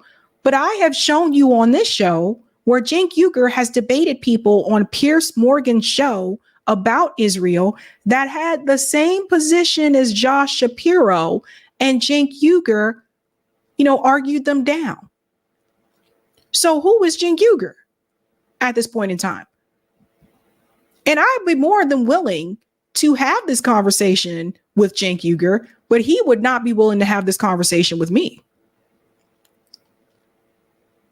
So pay attention to that. I couldn't agree more, and Shapiro was ahead of the curve in pointing this out. That was also about the same time Bernie Sanders was still calling for, quote, a humanitarian pause in Gaza instead of a ceasefire. It took 3 more months for Senator Sanders to call Netanyahu an awful, awful leader. When did Shapiro first call Netanyahu a, quote, a terrible leader? Back in November of last year, well before almost any other major politician. That is softball when you look at the grand scheme of things. It's easy to point fingers at Benjamin Netanyahu and call him the problem. But as I've explained to you multiple times before, it's not about the problem. What happened to my phone? Damn, my phone died. Anyway, sorry. As I've explained to you multiple times before, it's not just about Benjamin Netanyahu. And this is what people have to understand. It is about the ideology of Zionism, because you can remove Benjamin Netanyahu from that position and you can insert another leader into that spot.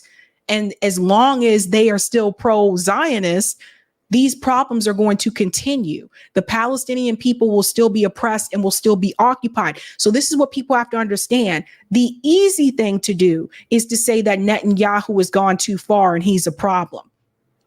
But Josh Shapiro didn't even say that all the time either.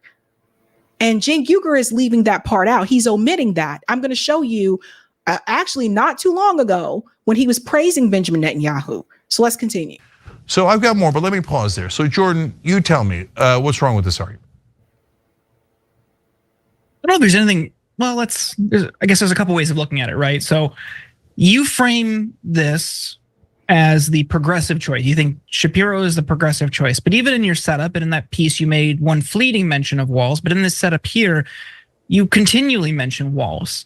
So I guess I'm wondering, if, like, I don't see this as much as like an argument. It's more like how do you make this case that this is the progressive choice when you can say these both of these potential picks have done this, but this guy is the progressive choice? Why not Walz? When Walz has called for a ceasefire where Shapiro hasn't. Shapiro has conflated criticism of Israel with anti-Semitism, something that you have pointed out on the show as damaging.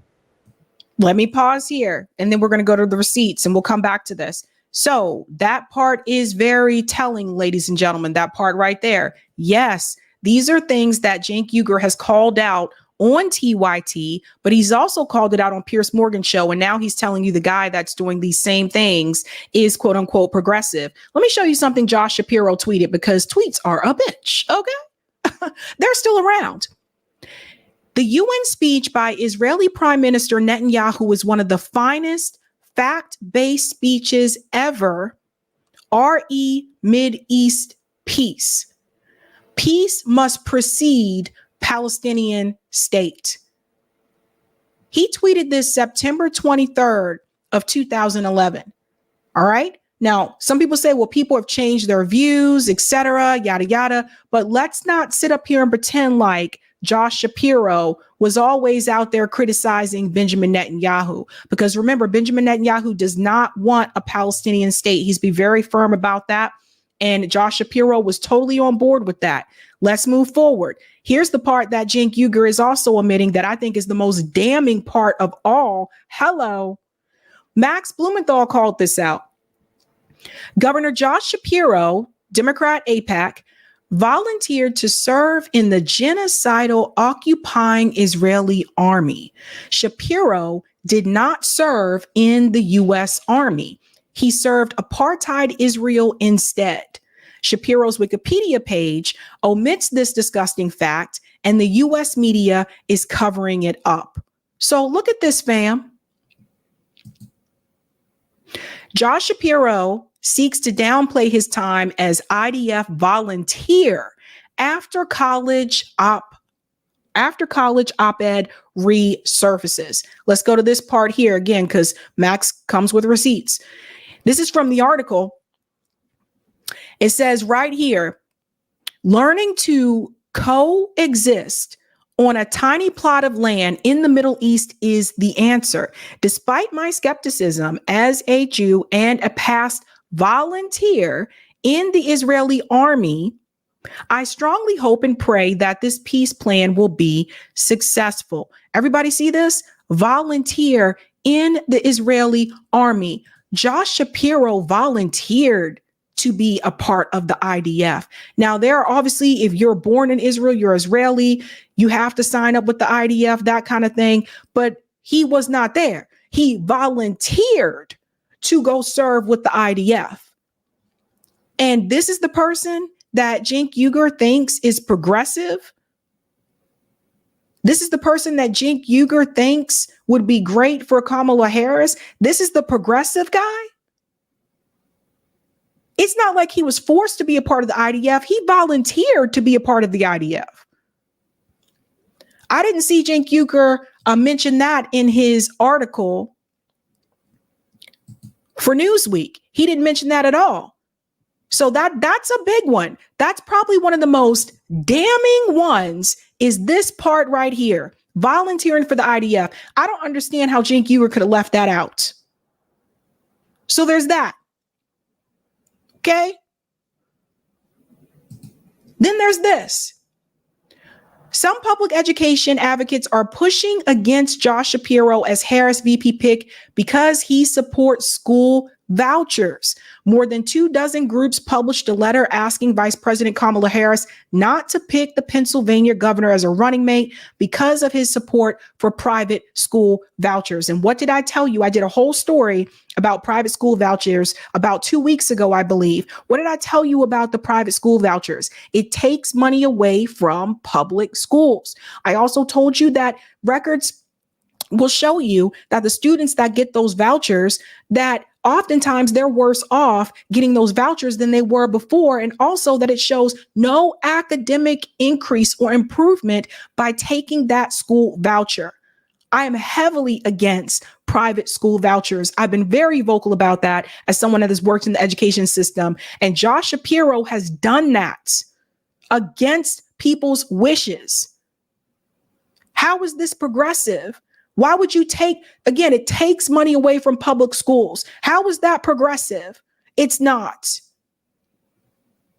But this is the guy that this is the guy he think is progressive. This is crazy. He goes on to say here, I know with every fiber, this is him doubling down.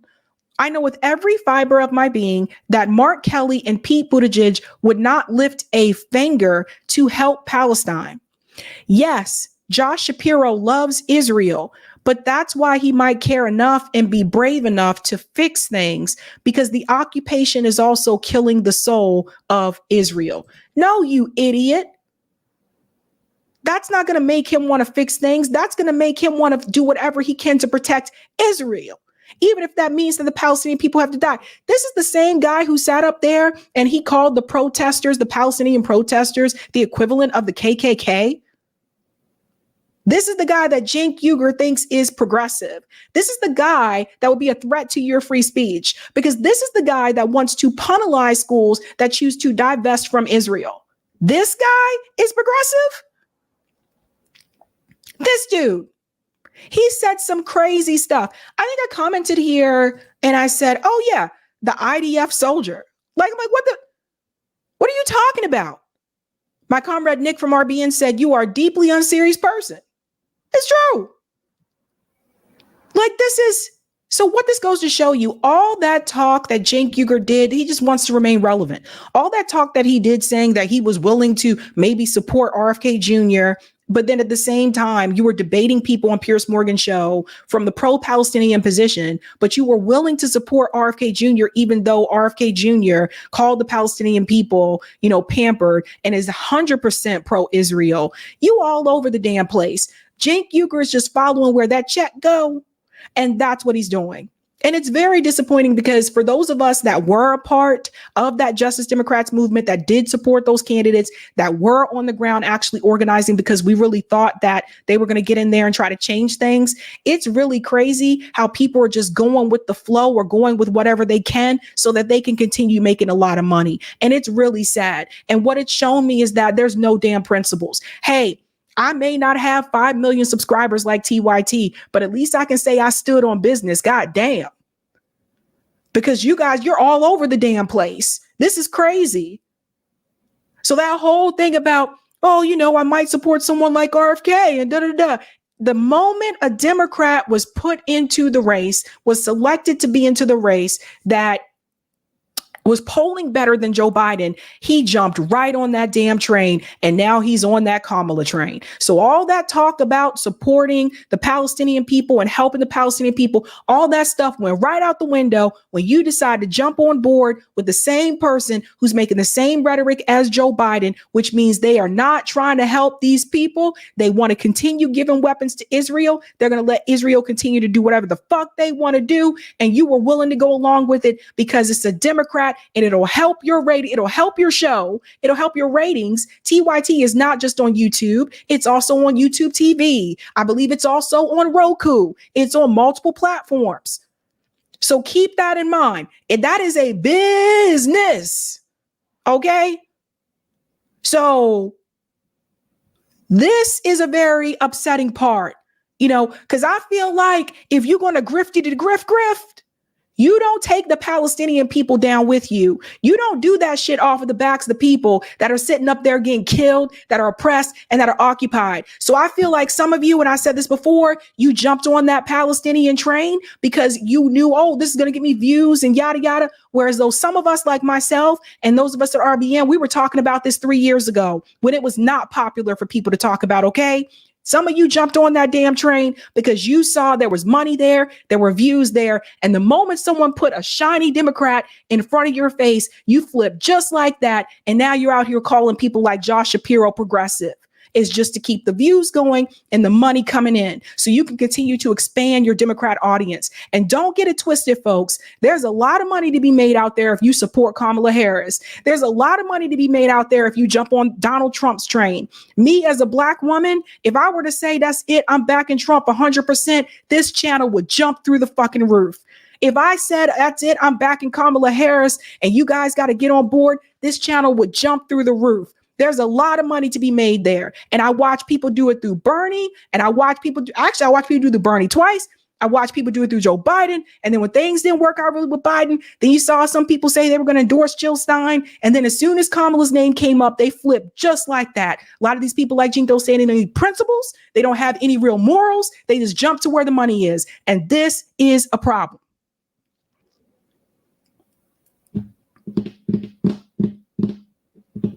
And this is why the leftists, because we don't have a real left in this country, but this is why the leftists in this country, this is why we don't get wins on the national level.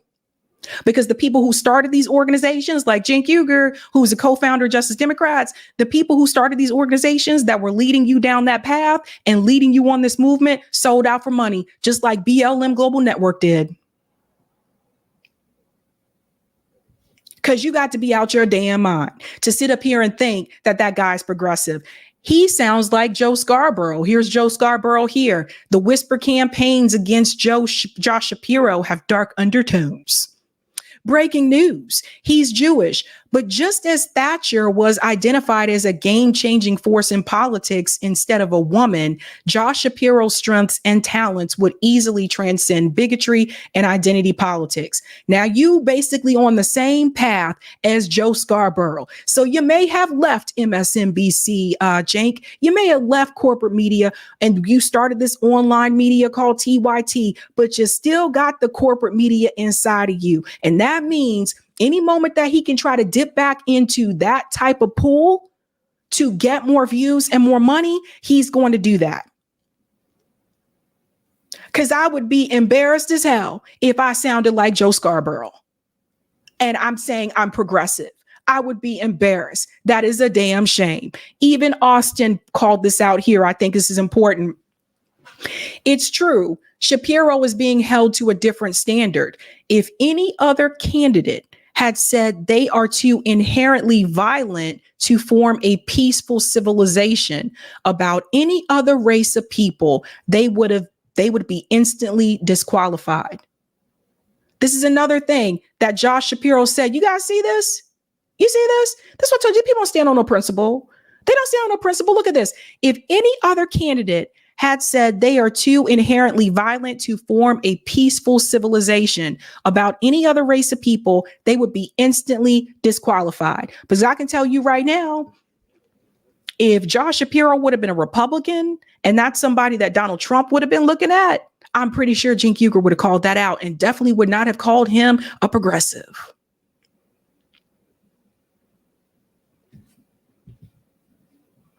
So I don't have time for this. And you guys shouldn't have to deal with this either. This is BS. And it is very upsetting to me. All the people who just turned just like that. And I wonder how some of the Palestinian Americans feel, how the people who were out there, some of the people who were out there fighting for them and advocating for them, just flipped just like that once Kamala's name was mentioned. I mean, how do you feel? Because I would feel some kind of damn way. Because it kind of reminds me the way how people went home during the BLM protests after Joe Biden won, as if all of a sudden police brutality was solved.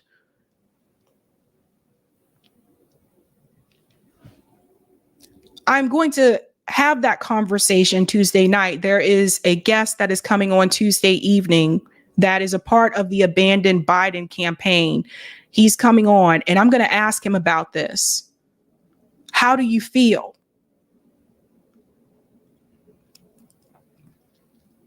Ain't got time for it, man. I don't have time for it. But that's Cenk Uygur out there pushing Josh Shapiro. People have no shame. No shame whatsoever. It's disgusting. It's gross. You know damn well Josh Shapiro is not a damn progressive, and you guys are just filling your pockets, and it's not cool.